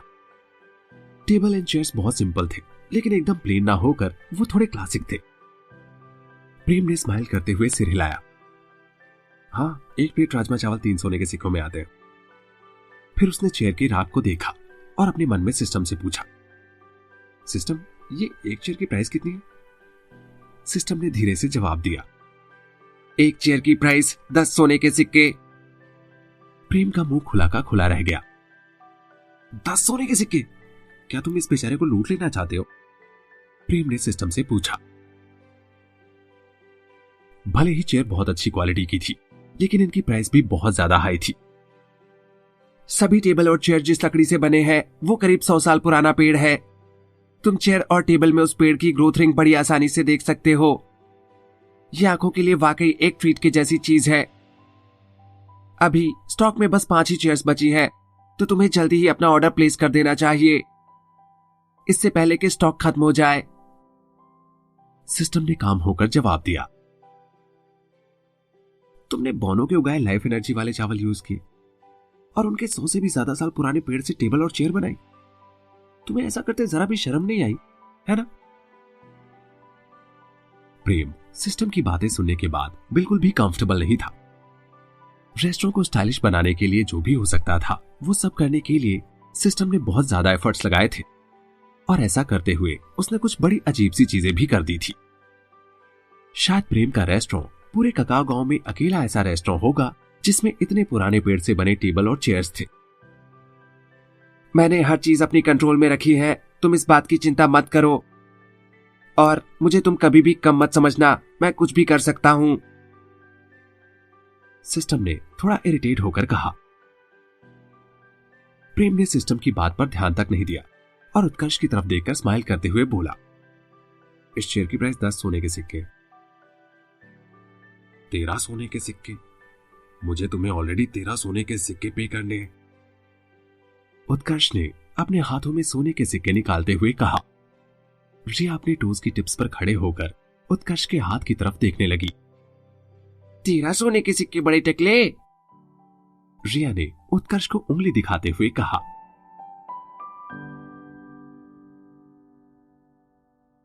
प्रेम ने उत्कर्ष के हाथ में रखे सोने के सिक्के देखे। उसके हाथ में बस 13 सोने के सिक्के थे, न एक कम और ना ही एक ज्यादा। प्रेम ने सिक्कों को देखकर सोचा, ये तो कह रहा था कि इसे 10 प्लेट राजमा चावल और खाने, लेकिन इसके पास तो इतने पैसे भी नहीं है। वाकई में लोग करना तो बहुत कुछ चाहते हैं, लेकिन उनकी जेब उन्हें कई बार परमिशन नहीं देती। बड़े उड़ान के सपने देखने के पहले अपने पंखों की ताकत पर भी ध्यान देना चाहिए, वरना उल्टे मुंह नीचे गिरना पड़ता है, जैसे ये बेचारा भी उल्टे मुंह ही गिरा है। प्रेम ने मन ही मन में सोचा। जो 2 कस्टमर्स अभी अभी उत्कर्ष की आग से डरकर रेस्टोरेंट के बाहर निकले थे, उन्होंने रेस्टोरेंट में कुछ भी अलग होते नहीं देखा। उन्होंने छोटी आंख वाले आदमी को बहुत रिलैक्स्ड और सेटिस्फाई फील करते हुए रेस्टोरेंट के बाहर निकलते देखा। अब उन्होंने सोचा कि वो लोग भी प्रेम के रेस्टोरेंट में खा सकते हैं। उन्हें थोड़ी देर के लिए हेजिटेशन हुआ, मगर फिर वो रेस्टोरेंट के अंदर चले गए। ओनर, मुझे लगता है कि एक लकड़ी की कुर्सी के लिए 10 सोने के सिक्के बहुत ज्यादा है। मैं 2 सोने के सिक्के में एक कुर्सी खरीद सकता हूं। फिर भी मैं तुम्हें 4 सोने के सिक्के देता हूं और बाकी 6 सोने के सिक्कों से 2 प्लेट राजमा चावल और खरीद लेता हूं। क्या कहते हो? उत्कर्ष ने डराने के अंदाज में प्रेम की तरफ देखते हुए कहा। उत्कर्ष आदमियों से बहुत बेधड़क तरीके से बात करता था, लेकिन अभी वो प्रेम से बहुत पोलाइट होकर बात कर रहा था, क्योंकि उसे राजमा चावल खाने थे। पहले तो कभी कभी आदमियों से बात करते हुए उत्कर्ष अपने हाथों से फायरबॉल तक निकाल लेता था। उत्कर्ष एक लावा डीमन वॉरियर था, इसलिए उसे किसी से भी डर नहीं लगता था। वो किसी को भी कैसे भी ट्रीट करता था, क्योंकि कोई भी उसका कुछ नहीं बिगाड़ सकता था। उसकी पावर का खौफ सभी को था। 2 कस्टमर जो अभी अभी रेस्टोरेंट में दोबारा आए थे, उन्होंने जैसे ही लावा डीमन को गुस्से में देखा तो वापस लौट जाने का सोचने लगे। लेकिन फिर उन्होंने उत्कर्ष की बात सुनी और उन्हें काफी सरप्राइज हुआ। वो सोचने लगे, लगता है इस लावा डीमन का दिल प्रेम के फूड का दीवाना हो गया है। वो बस 2 प्लेट राजमा चावल के लिए एक ह्यूमन के साथ बार्गेन कर रहा है। ये डीमन तो वाकई बहुत होपलेस हो गया है। यूजुअली डीमंस ऐसा कभी करते नहीं है, क्योंकि डीमंस का प्राइड ही उनके लिए सब कुछ होता है। लेकिन ये तो भीगी बिल्ली बनकर प्रेम के सामने मोल भाव कर रहा है, जैसे कोई सब्जी मार्केट में खड़ा हो। राजमा चावल के सामने एक डीमन भी अपनी इज्जत की परवाह नहीं कर रहा था। इन कस्टमर्स की एक्सपेक्टेशन राजमा चावल को लेकर बहुत ज्यादा बढ़ गई थी। वो दोनों एक खाली टेबल तक गए और बैठ गए। फिर वो दोनों प्रेम के फ्री होने का वेट करने लगे। प्रेम अभी भी उत्कर्ष से बात कर रहा था और इस बात में थोड़ी गर्मा गर्मी होने के चांसेस थे, इसलिए कोई भी इन दोनों को बीच में टोकना नहीं चाहता था। प्रेम लावा डीमन से बिल्कुल भी डरा नहीं था। प्रेम ने अपना सिर ना में हिलाते हुए कहा, I am really sorry, but आप जो कह रहे हैं वो पॉसिबल ही नहीं है। ये टेबल और चेयर काफी महंगे हैं और इन्हें बहुत अच्छा दिखाने के लिए इन्हें एक ही पेड़ की लकड़ी से बनाया गया है। अलग से चेयर लाने पर मेरे टेबल और चेयर का कॉम्बिनेशन बिगड़ जाएगा, इसलिए मैं ऐसा कुछ भी एक्सेप्ट नहीं कर सकता। ठीक इसी तरह की चेयर 10 सोने के सिक्कों में ही आएगी और आपको इतना ही बिल पे करना होगा। आपके पास पैसे हैं या नहीं, इस बात से मुझे कोई मतलब नहीं। आपने मेरे रेस्टोरेंट का नुकसान किया तो उसकी भरपाई तो आपको ही करनी होगी। कालचुरी स्टेट की कैपिटल में बोनो के एरिया से आए लकड़ी के गट्ठर तक बहुत महंगे बिकते हैं और 10 सोने के सिक्कों में आने वाली चेयर ही रेस्टोरेंट के स्टाइल को ठीक तरह से मैच कर सकती थी। इसलिए प्रेम कोई भी कॉम्प्रोमाइज करने के मूड में नहीं था।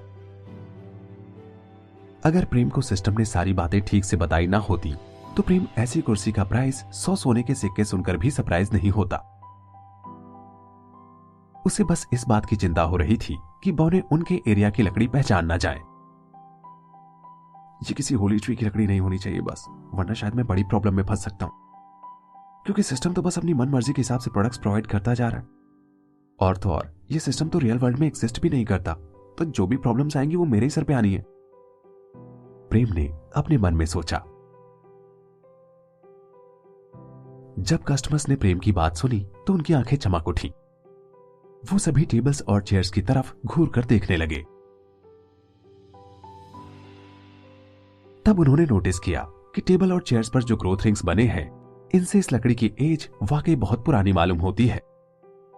अब उन्हें रेस्टोरेंट और भी कमाल का लगने लगा था। अभी तक उन्होंने रेस्टोरेंट का बस डेकोरेशन देखा था, लेकिन इस डेकोरेशन को करने में प्रेम का कितना पैसा लगा था, इसके बारे में उन्हें कुछ भी नहीं पता था। लेकिन अब धीरे धीरे उन्हें पता चलने लगा था, तो उनकी नजरों में रेस्टोरेंट की वैल्यू और भी बढ़ती जा रही थी। सबसे ज्यादा सरप्राइजिंग बात यह थी कि रेस्टोरेंट में 16 टेबल्स और 64 कुर्सियां थी, जो सभी एक ही पेड़ की लकड़ी से बनी है। तो ऐसे में वो पेड़ वाकई में बहुत बड़ा होगा। ककाओ गांव में ऐसा एक भी पेड़ नहीं था जो इतना बड़ा हो, जिससे कि उससे 16 टेबल्स और 64 कुर्सियां बनाई जा सके।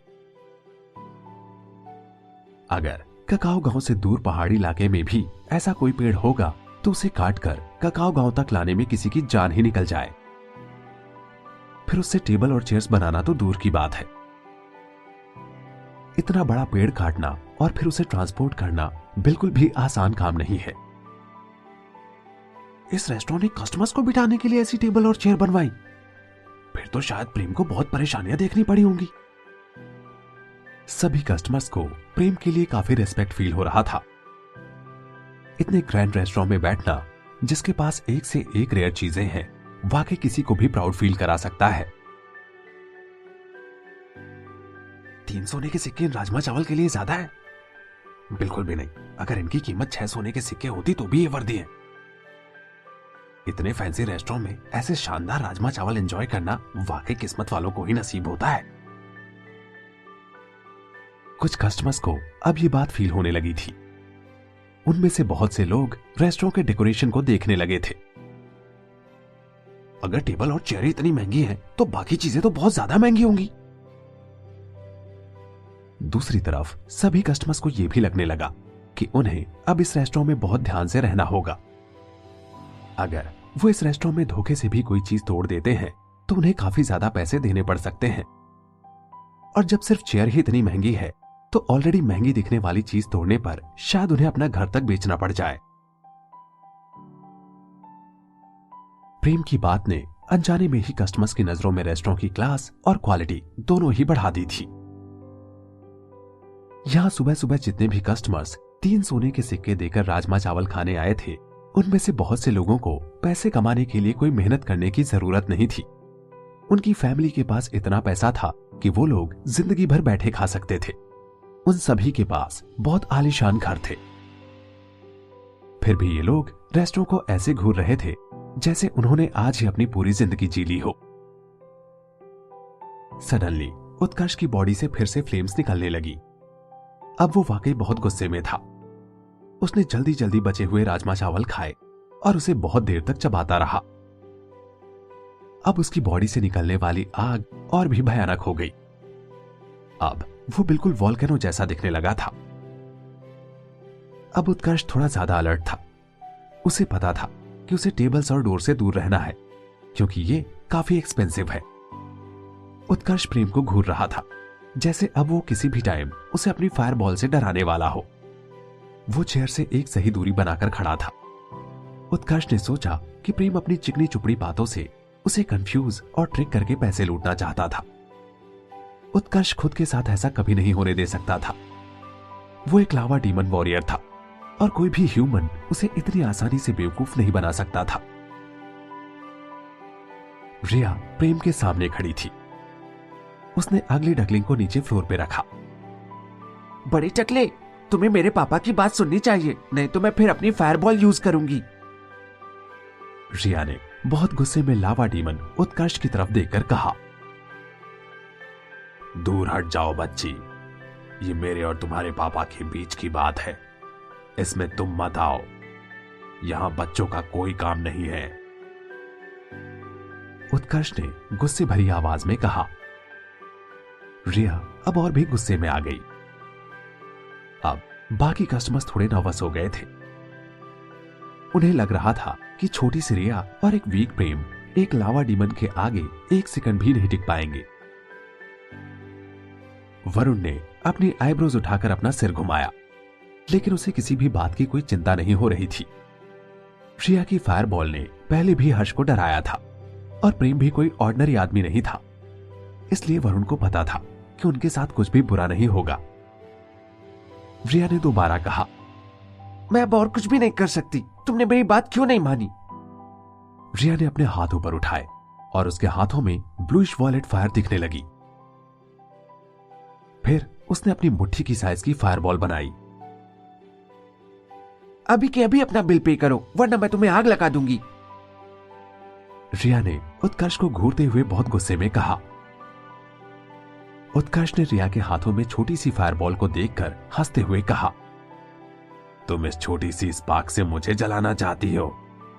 फिर उसने आईब्रोज चढ़ाकर प्रेम की तरफ देखा और बोला, ओनर, क्या तुम अपनी बेटी के पीछे दुम दुबाकर छुपना चाहते हो? क्या तुम इतने कायर हो कि तुम्हें अपनी बेटी का सहारा लेना पड़ रहा है? छी, ये कितने शर्म की बात है। मेरे पापा बहुत पावरफुल है, लेकिन पैसे कलेक्ट करना मेरी जॉब है और मेरे पापा को मुझ पर पूरा भरोसा है कि मैं किसी भी अकड़ू इंसान से पैसे निकलवा सकती हूँ। इसलिए अब तुम मेरी आग का कमाल देखो बड़े टकले। प्रेम कुछ भी कह पाता उसके पहले ही रिया ने गुस्से में कहा और अपना हाथ हिलाते हुए रिया ने ब्लूइश वॉयलेट फायरबॉल उत्कर्ष की तरफ फेंक दी। ओह! उत्कर्ष ने रिया की फायरबॉल को देखकर कहा, जो उत्कर्ष के अंगूठे के बराबर भी नहीं थी, इसलिए उसने इस फायरबॉल की कोई परवाह नहीं की। उसने अपना राइट हैंड आगे बढ़ाया और फायरबॉल को पकड़ने की कोशिश की और फिर जैसे ही फायरबॉल उत्कर्ष तक पहुंची, उसमें एक बड़ा एक्सप्लोजन हुआ।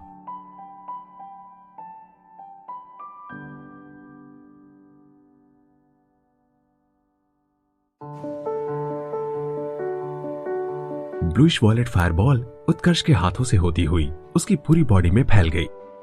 ऐसा लग रहा था जैसे उत्कर्ष की बॉडी की रेड फ्लेम्स में रिया की फायरबॉल ने पेट्रोल का काम किया हो, क्योंकि आग बहुत तेजी के साथ फैल रही थी।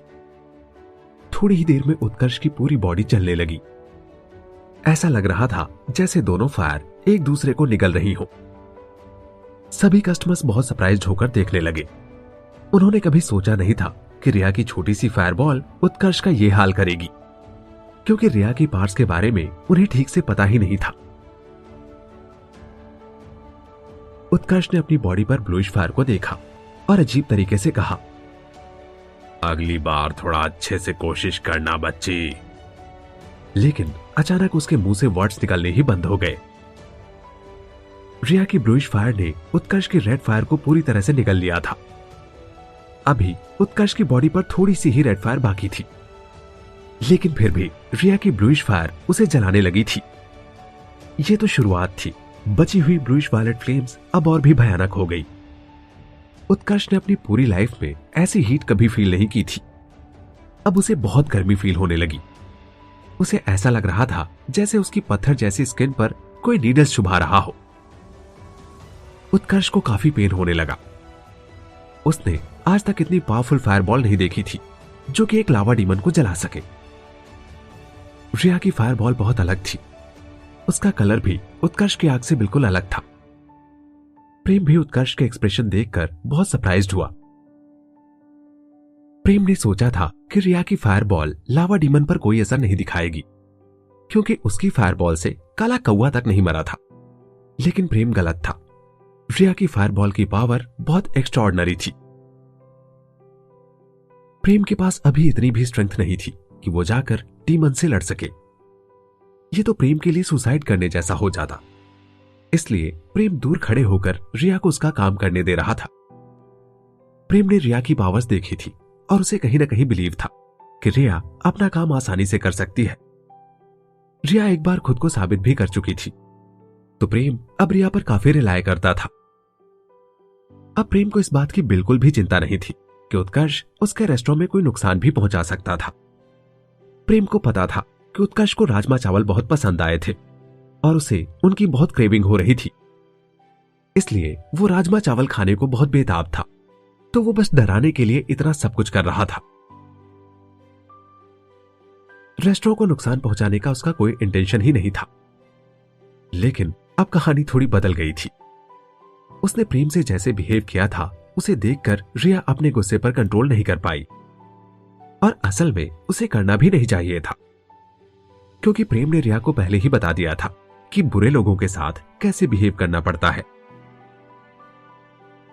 प्रेम को अपने राजमा चावल का रिस्पॉन्स सभी लोगों से मिल रहा था और उत्कर्ष की तरफ से भी रिस्पॉन्स काफी अच्छा आया था।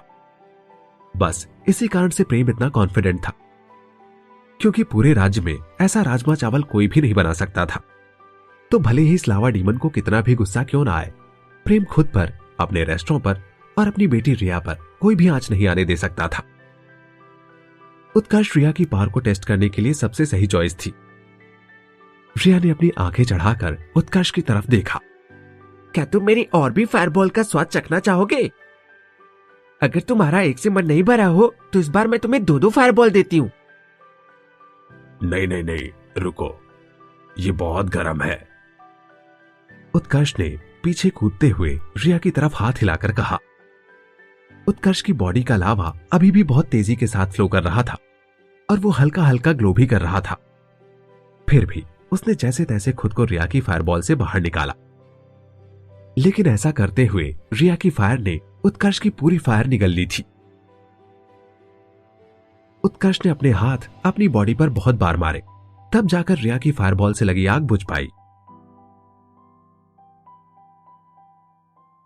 उत्कर्ष ने थोड़ी राहत भरी सांस ली। जब उत्कर्ष ने देखा कि अभी भी रिया अपने हाथ ऊपर करके खड़ी है तो वो बोला, मैं एक बार में ही समझ गया, मेरे लिए तुम्हारी एक ही फायरबॉल काफी थी। उत्कर्ष की आंखों में डर साफ साफ देखा जा सकता था।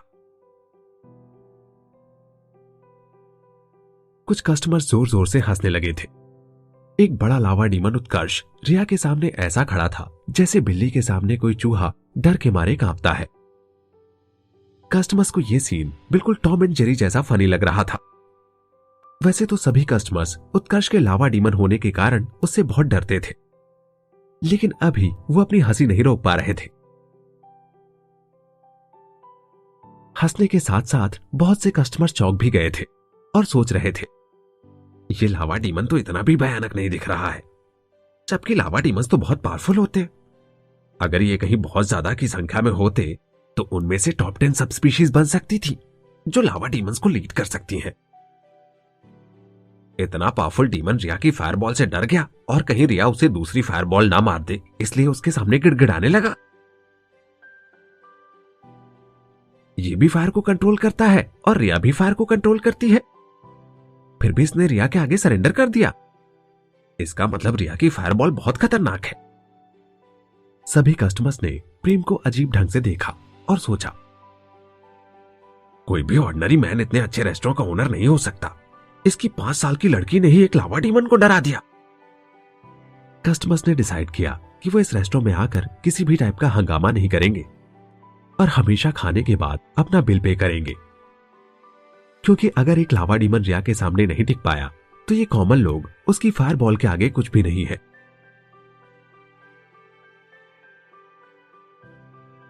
कस्टमर्स की हंसी सुनकर उत्कर्ष का चेहरा और भी लाल हो गया था। एक लावा डीमन वॉरियर ने आज एक आधी बौनी लड़की के आगे सरेंडर किया था। यह वाकई बहुत एम्बैरेस करने वाला मोमेंट था।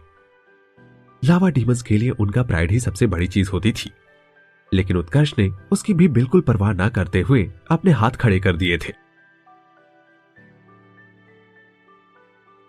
ब्लूइश वायलेट फायरबॉल भले ही बहुत डरावनी थी, लेकिन सिर्फ इसी वजह से उत्कर्ष ने सरेंडर नहीं किया था, क्योंकि जितनी देर में रिया की फायर उसकी बॉडी में फैली थी वो उतनी देर में उल्का पिंड बुला सकता था और इस पूरे रेस्टोरेंट को कई बार मिट्टी में मिला सकता था।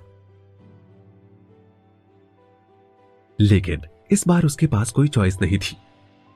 अगर वो इस रेस्टोरेंट को तोड़ देता तो 50 सालों के बाद प्रेम के बनाए राजमा चावल खाने से मिली इतनी बड़ी पावर से उसे हाथ धोना पड़ता। उत्कर्ष ऐसा बिल्कुल भी नहीं करना चाहता था, इसलिए वह रेस्टोरेंट को हाथ भी नहीं लगा सकता था, ना ही इसके ओनर को और ना ही ओनर की बेटी को। अगर उसे रिया की एक और फायरबॉल लग जाती तो उसकी स्किन पूरी तरह से जल सकती थी, जिससे उसे बहुत ज्यादा पेन हो सकता था और पेन में आकर वो शायद कोई गलत कदम भी उठा सकता था। उसके पास सबसे अच्छा तरीका था कि वो हार मान ले। रिया, अभी सब ठीक है। प्रेम ने बहुत जेंटल वे में रिया के सर पर हाथ रखकर उसे सिग्नल दिया कि अब उसे अपनी फायरबॉल बंद कर लेनी चाहिए। प्रेम की स्माइल गायब हो चुकी थी। सर, आपको यहाँ के रूल्स मानने होंगे। आप ऐसे मेरे रेस्टोरेंट में आकर हंगामा नहीं कर सकते, इससे बाकी कस्टमर्स डिस्टर्ब होते हैं और मेरी नजरों में सभी कस्टमर्स एक जैसे हैं।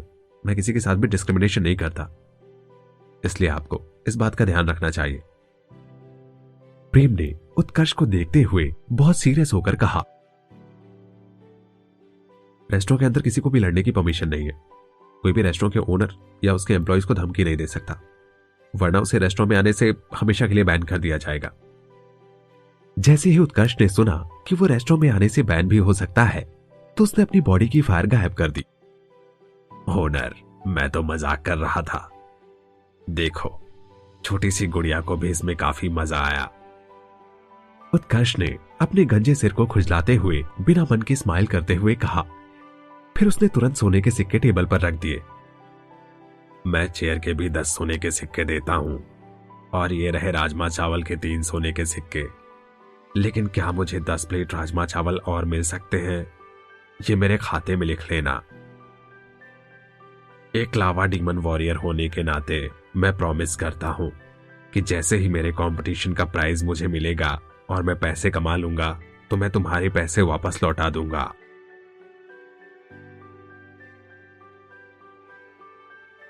प्रेम ने ना में सिर हिलाते हुए कहा, आई एम सॉरी, बट यहां इस चीज के लिए भी एक रूल है। हम किसी भी तरह का कोई प्रॉमिस एक्सेप्ट नहीं करते। हम पेमेंट बस कैश में लेते। यहां क्रेडिट अलाउ नहीं है। प्रेम टेबल तक गया और मेनू पलटकर दिखाने लगा। मेन्यू के पीछे 3 रूल बिल्कुल साफ लिखे थे। सिस्टम, तुम वाकई में बहुत स्मार्ट हो। तुमने एक नया रूल ऐड कर दिया। वाकई में तुम्हारी सर्विसेज का कोई जवाब नहीं है। जैसे ही उसने तीसरा रूल लिखा देखा, प्रेम ने अपने मन में सिस्टम से कहा। तीसरे रूल में साफ साफ लिखा था कि ओनर को धमकाना और लड़ाई करना अलाउड नहीं है।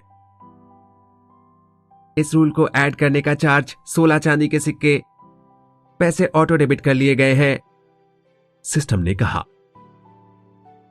लेकिन उत्कर्ष इतनी जल्दी हार नहीं मानना चाहता था। वो 10 प्लेट राजमा चावल एक बार में ही खाना चाहता था। उसे इन राजमा चावल से अपना बैरियर तोड़ने में तो हेल्प मिल ही सकती थी, लेकिन राजमा चावल टेस्ट में भी लाजवाब थे।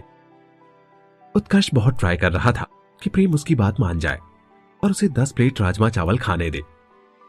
लेकिन प्रेम ने अपने इंटेंशन बहुत क्लियर कर दिए थे और उसे रूल्स दिखाकर मैटर वहीं क्लोज कर दिया था। इसलिए उत्कर्ष के पास अब कुछ बोलने को नहीं था। रिया अब जमीन पर बैठ गई। तभी अगली डकलिंग उसकी तरफ दौड़कर आई। उसने अगली डकलिंग को गोद में उठाया। कोई जॉब ढूंढ लो लावा डीमन। अगर तुम्हें हमारे राजमा चावल खाने हैं तो कुछ अच्छा काम करके पैसे कमाओ ना, और फिर आकर जितना मर्जी राजमा चावल खाओ और उनकी प्राइस पे करो। रिया ने मुट्ठी बांधते हुए डीमन से कहा।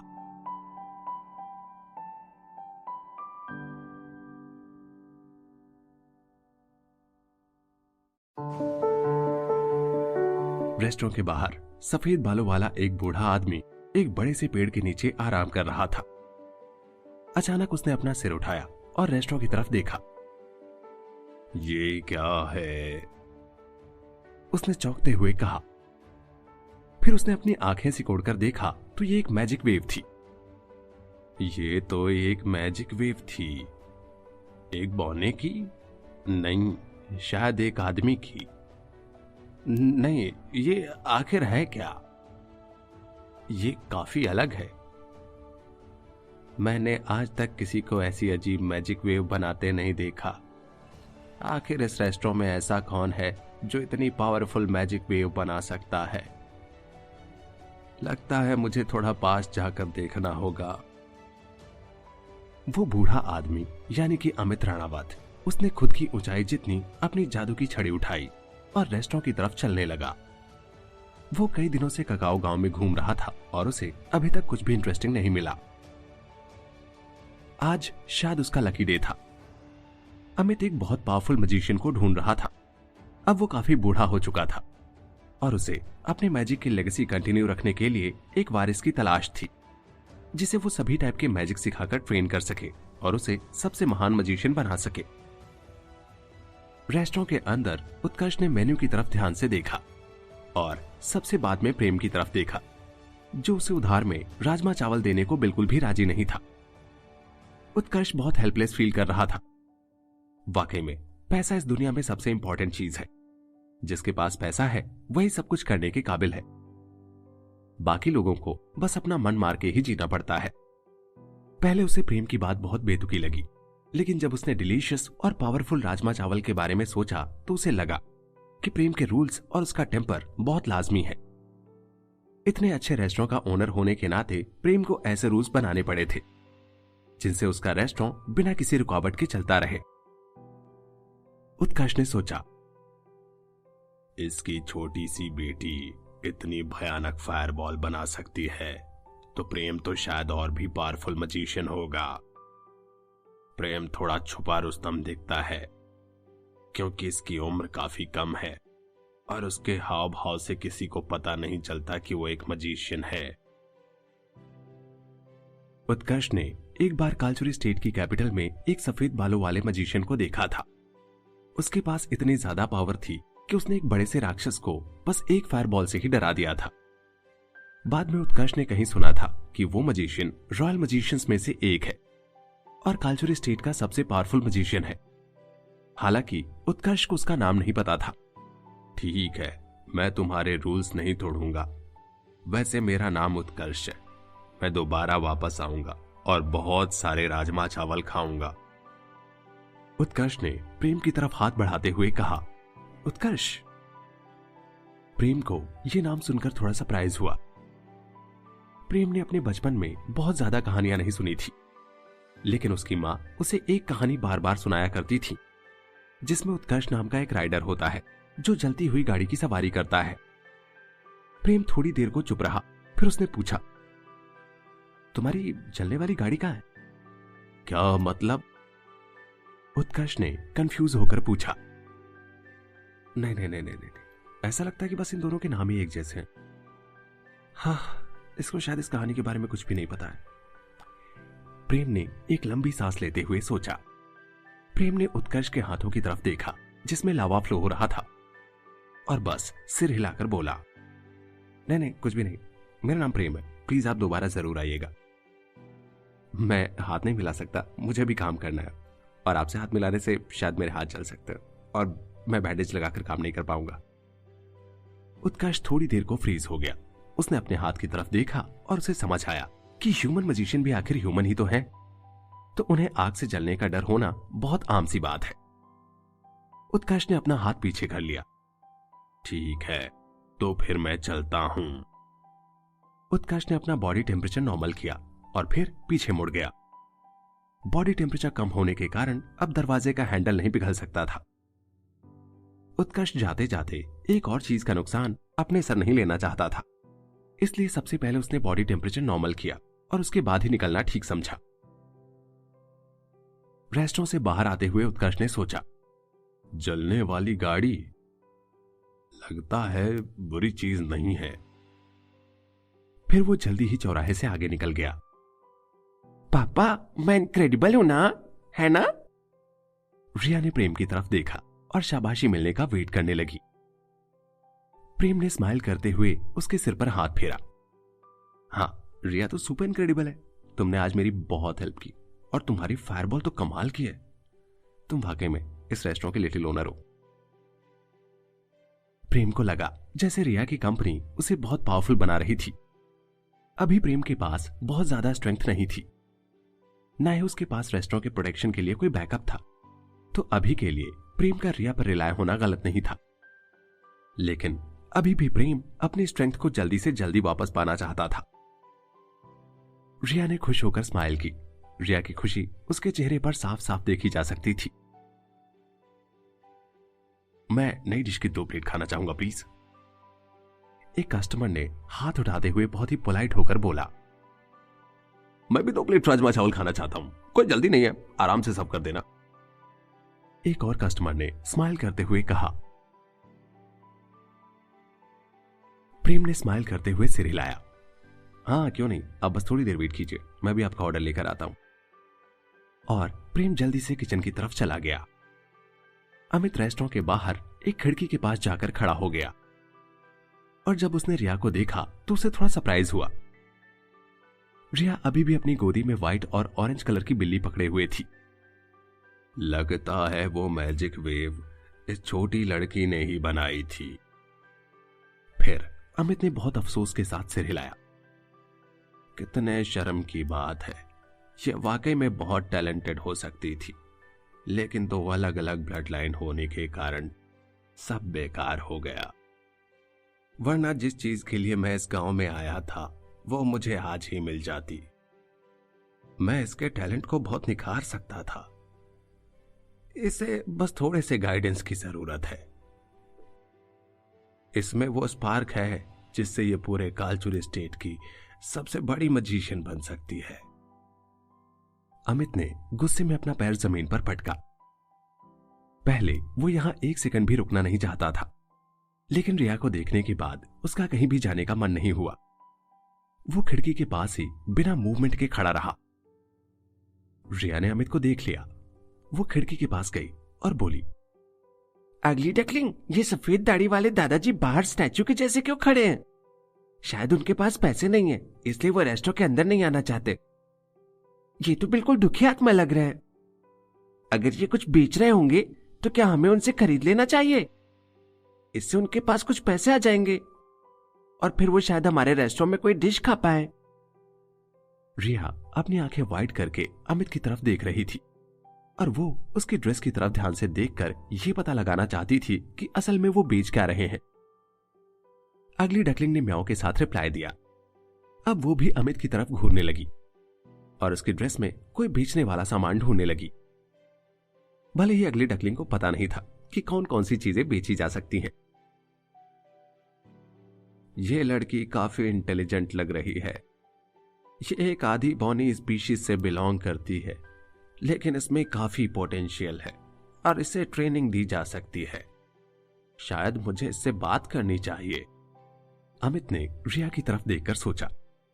फिर उसने रेस्टोरेंट को ध्यान से देखते हुए उसके ओपनिंग आवर्स पर नजर डाली। अमित को अंदर जाने की कोई जल्दी नहीं थी, इसलिए वो खिड़की से बस झांक कर रिया को आधे घंटे तक देखता रहा। प्रेम जब बाकी कस्टमर्स को सर्व कर रहा था तो उसने भी अमित को देख लिया। अमित काली ड्रेस वाले वसीम से काफी डिफरेंट था। उसके सफेद बाल थे, सफेद दाढ़ी थी और उसने कपड़े भी सफेद पहने थे। उसके हाथ में एक लंबी सी स्टिक थी। अमित वाकई में एक मजिशियन जैसा ही दिख रहा था। रिया थोड़ी देर तक खिड़की के पास खड़ी रही और फिर अगली डकलिंग को लेकर वहीं एक कुर्सी पर बैठ गई। रिया फिर से अमित को घूर रही थी। अमित और रिया एक दूसरे को देखते टाइम आंखें भी ब्लिंक नहीं कर रहे थे। रिया बस पैसे कलेक्ट करने के लिए बीच में एक बार वहां से उठी थी।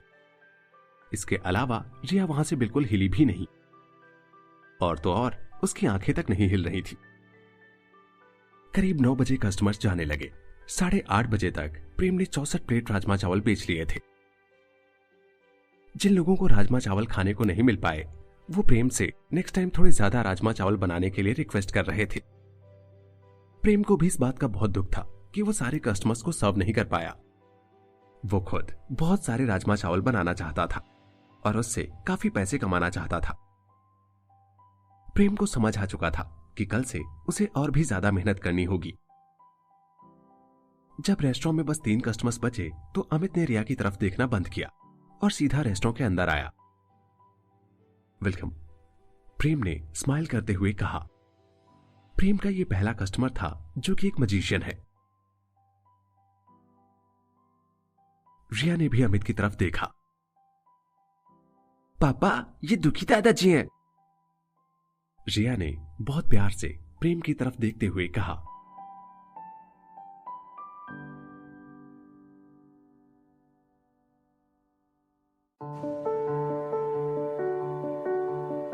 दुखी दादाजी?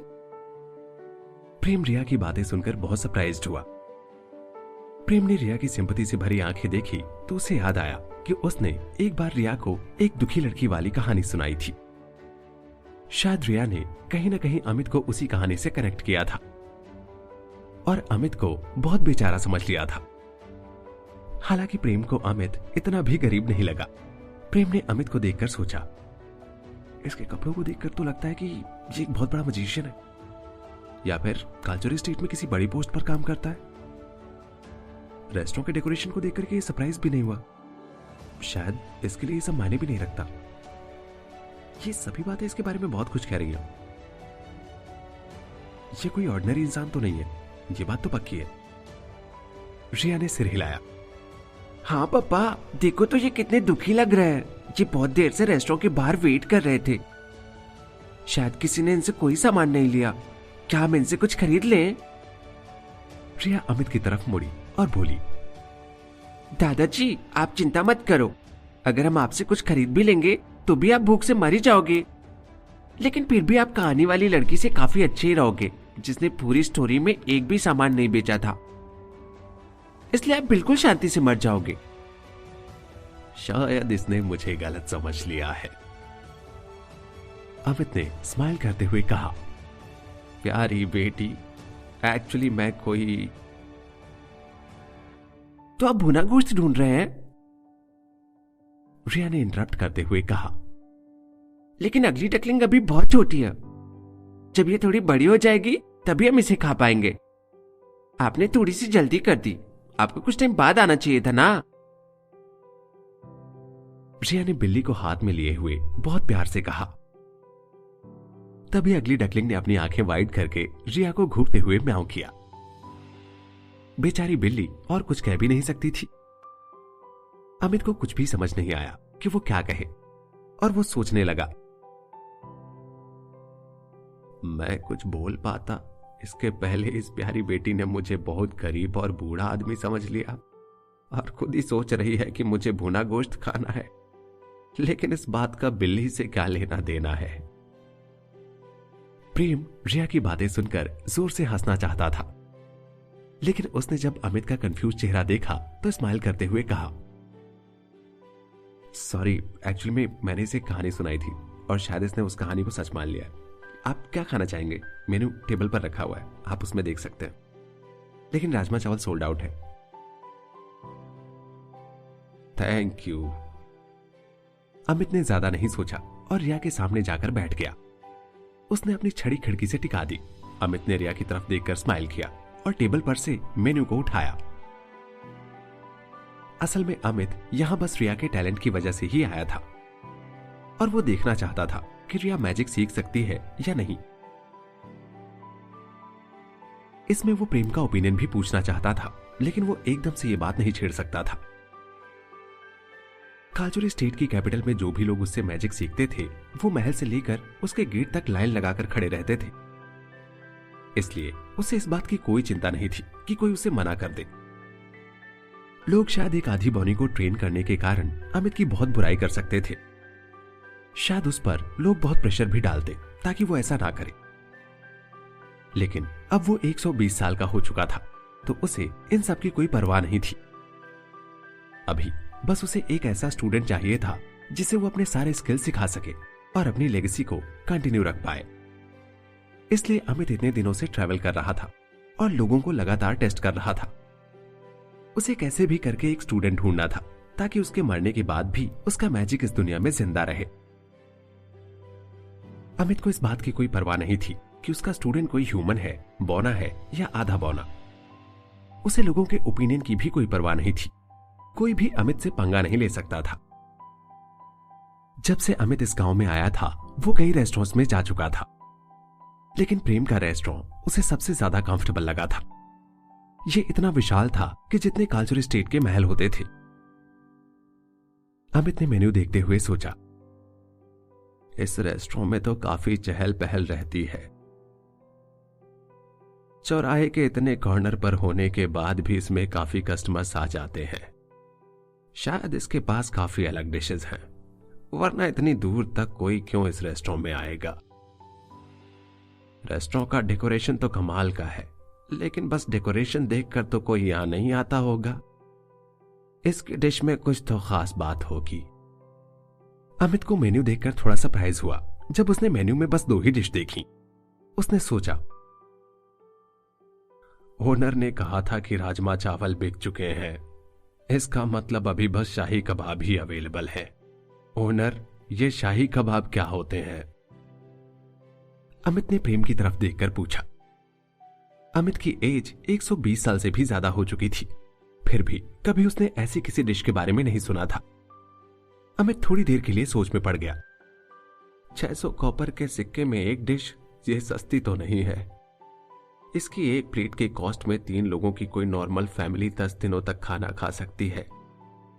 इसने इतने हाई रेट्स रखे हैं, फिर भी इसके रेस्टोरेंट में इतनी भीड़ आती है। इसके पीछे क्या वजह हो सकती है?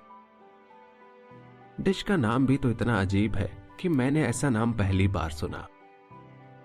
इस डिश में ऐसे कौन से इंग्रेडिएंट्स यूज होते हैं और इसमें ऐसी क्या खास बात है? सुपर डिलीशियस रेनबो शाही कबाब। रिया ने प्रेम के बोलने के पहले ही बोल दिया। फिर उसे थोड़ी सी चिंता होने लगी। मुझे पता है कि आप पापा के बनाए शाही कबाब खाना चाहते हैं, लेकिन हम शाही कबाब की पेमेंट कैश में ही लेते हैं और इसके बदले कोई सामान नहीं लेते। अगर आपके पास पे करने के लिए पैसे नहीं होंगे तो मैं आप पर अपनी फायरबॉल यूज करूंगी। अरे बेटा, एक्चुअली मेरे पास पैसे हैं, अमित ने जेंटल वे में स्माइल करते हुए कहा। उसने अपने कपड़ों में से अपना पतला सा हाथ बाहर निकाला और उसे टेबल पर रख दिया। उसने हाथ में 2 प्लेटिनम के सिक्के रखे हुए थे। मतलब आप सामान नहीं बेचना चाहते हो? नहीं, मैं कुछ भी बेचता नहीं हूं, लेकिन अगर तुम चाहो तो मैं तुम्हारे लिए कुछ भी बना सकता हूं। फिर अमित ने एक चुटकी बजाई और एक टॉफी उसकी उंगलियों के बीच दिखने लगी। प्रेम ने जैसे ही ये देखा वो चौंक गया और सोचने लगा, ये तो बहुत हाई लेवल का मैजिक है। हवा में ही कोई चीज बना लेना तो काफी बड़े मैजिशियन के बस का होता है, और ये तो इस चीज में बिल्कुल मास्टर है। रिया अपनी फायरबॉल से बस चीजों को डिस्ट्रॉय कर सकती है, लेकिन अमित तो चीजों को बना भी सकता है। अमित का टॉफी निकालने वाला मैजिक बिल्कुल सिंपल और कमाल का था। शायद इसने अपनी पूरी लाइफ बस मैजिक में ही बिता दी है, और इसका मैजिक बहुत शानदार है। शायद ये बहुत पावरफुल मैजिशियन है। वाओ, आप मैजिक कर सकते हो? रिया ने अमित के हाथों में जैसे ही टॉफी देखी, उसकी आंखें चमक उठी। अमित ने स्माइल करते हुए सिर हिलाया। हाँ, मैं एक मैजिशियन हूं। ये मैजिक तो कुछ भी नहीं था। मैं अपने मैजिक से बड़े बड़े राक्षसों तक को हरा सकता हूं। क्या तुम सीखना चाहोगी? प्रेम ने सोचा था कि अमित यहां बस खाना खाने आया है। उसने कभी ये एक्सपेक्ट नहीं किया था कि अमित रिया को मैजिक सिखाने के लिए ट्रिक यूज करने वाला है। प्रेम भी जानता था कि रिया मैजिक सीखना चाहती है, लेकिन अभी के लिए वो खुद को लोगों के सामने एक्सपोज नहीं कर सकते थे। प्रेम कालचुरी स्टेट की कैपिटल को छोड़कर इस गांव इसलिए आया था ताकि उसे कोई ढूंढ ना पाए। उस रात जब महेंद्र प्रताप पर हमला हुआ था तो उन लोगों ने उसे बस इसलिए जिंदा छोड़ा ताकि लोग इतने महान योद्धा का मजाक उड़ा सकें। तब महेंद्र प्रताप ने अपने सुसाइड का ढोंग करके कगांव गांव में आकर बसने का फैसला किया और अपना भेष बदल लिया। अब इस बात को 4 साल बीत चुके हैं। अब तक महेंद्र प्रताप यानी प्रेम को किसी ने भी नहीं पहचाना था, और शायद कभी पहचान भी ना पाए। लेकिन ऐसे में प्रेम अपने ही पैर पर कुल्हाड़ी मारकर अपनी आइडेंटिटी रिवील नहीं कर सकता था। प्रेम अपने पास्ट के बारे में सोचने लगा। वहां के लोग तो अब तक इस बात पर भरोसा कर चुके होंगे कि हम लोग मर चुके हैं, लेकिन ये जिंदगी और मौत का मामला है तो हम इस बारे में अब ज्यादा ढील नहीं दे सकते। रिया को उसकी मां से मैजिक करने का टैलेंट मिला है। अगर ये टैलेंट बस रॉयल लोगों में होता है तो मेरे पास रिया के लिए एक ट्रस्टवर्दी टीचर ढूंढने की सॉलिड वजह है। मैं ऐसे किसी पर भरोसा नहीं कर सकता क्योंकि रिया हाफ ब्लडेड है, और रॉयल फैमिली के लोग उसे हाफ ब्लड होने के कारण जीने नहीं देंगे। इसलिए मुझे बहुत अलर्ट रहने की जरूरत है। मैं भी चाहता हूं कि रिया जादू सीखे, लेकिन ऐसे किसी को भी रिया का मैजिक टीचर नहीं बनाया जा सकता, और मैं तो अभी अमित के बारे में कुछ जानता भी नहीं हूं। रिया ने बिना सोचे ही ना में सिर हिला दिया। नहीं, मैं आपसे नहीं सीखना चाहती। मेरे पापा भी बहुत बड़े मैजिशियन हैं। उन्होंने ये ब्यूटीफुल रेस्टोरेंट बनाया है और वो हर टाइप का टेस्टी फूड बना सकते हैं। क्या आप ऐसे कर सकते हैं? अमित थोड़ी देर को फ्रीज हो गया। वो खाना बनाना नहीं जानता था। उसने अपनी नजर प्रेम की तरफ घुमाई, लेकिन उसे प्रेम के अंदर किसी टाइप की कोई मैजिक वेव नहीं दिखी। फिर उसने रेस्टोरेंट को देखा तो रेस्टोरेंट भी एकदम नॉर्मल मटेरियल से बना था। अमित अब सोचने लगा, इस रेस्टोरेंट में जो मटेरियल यूज हुआ है वो बाकी रेस्टोरेंट से काफी अच्छा है, लेकिन इसमें मैजिक का यूज कहीं नहीं हुआ। लगता है ओनर ने अपनी बेटी से झूठ बोला है ताकि वो उसकी नजरों में महान पापा बन सके। ओनर, मैं 1 प्लेट शाही कबाब खाना चाहूंगा प्लीज। अमित ने स्माइल करते हुए प्रेम से कहा और सोचने लगा, इस लड़की ने तो मेरी बात नहीं मानी, तो शायद मुझे इसके पापा से ही बात करनी होगी और इसे ही मनाना होगा।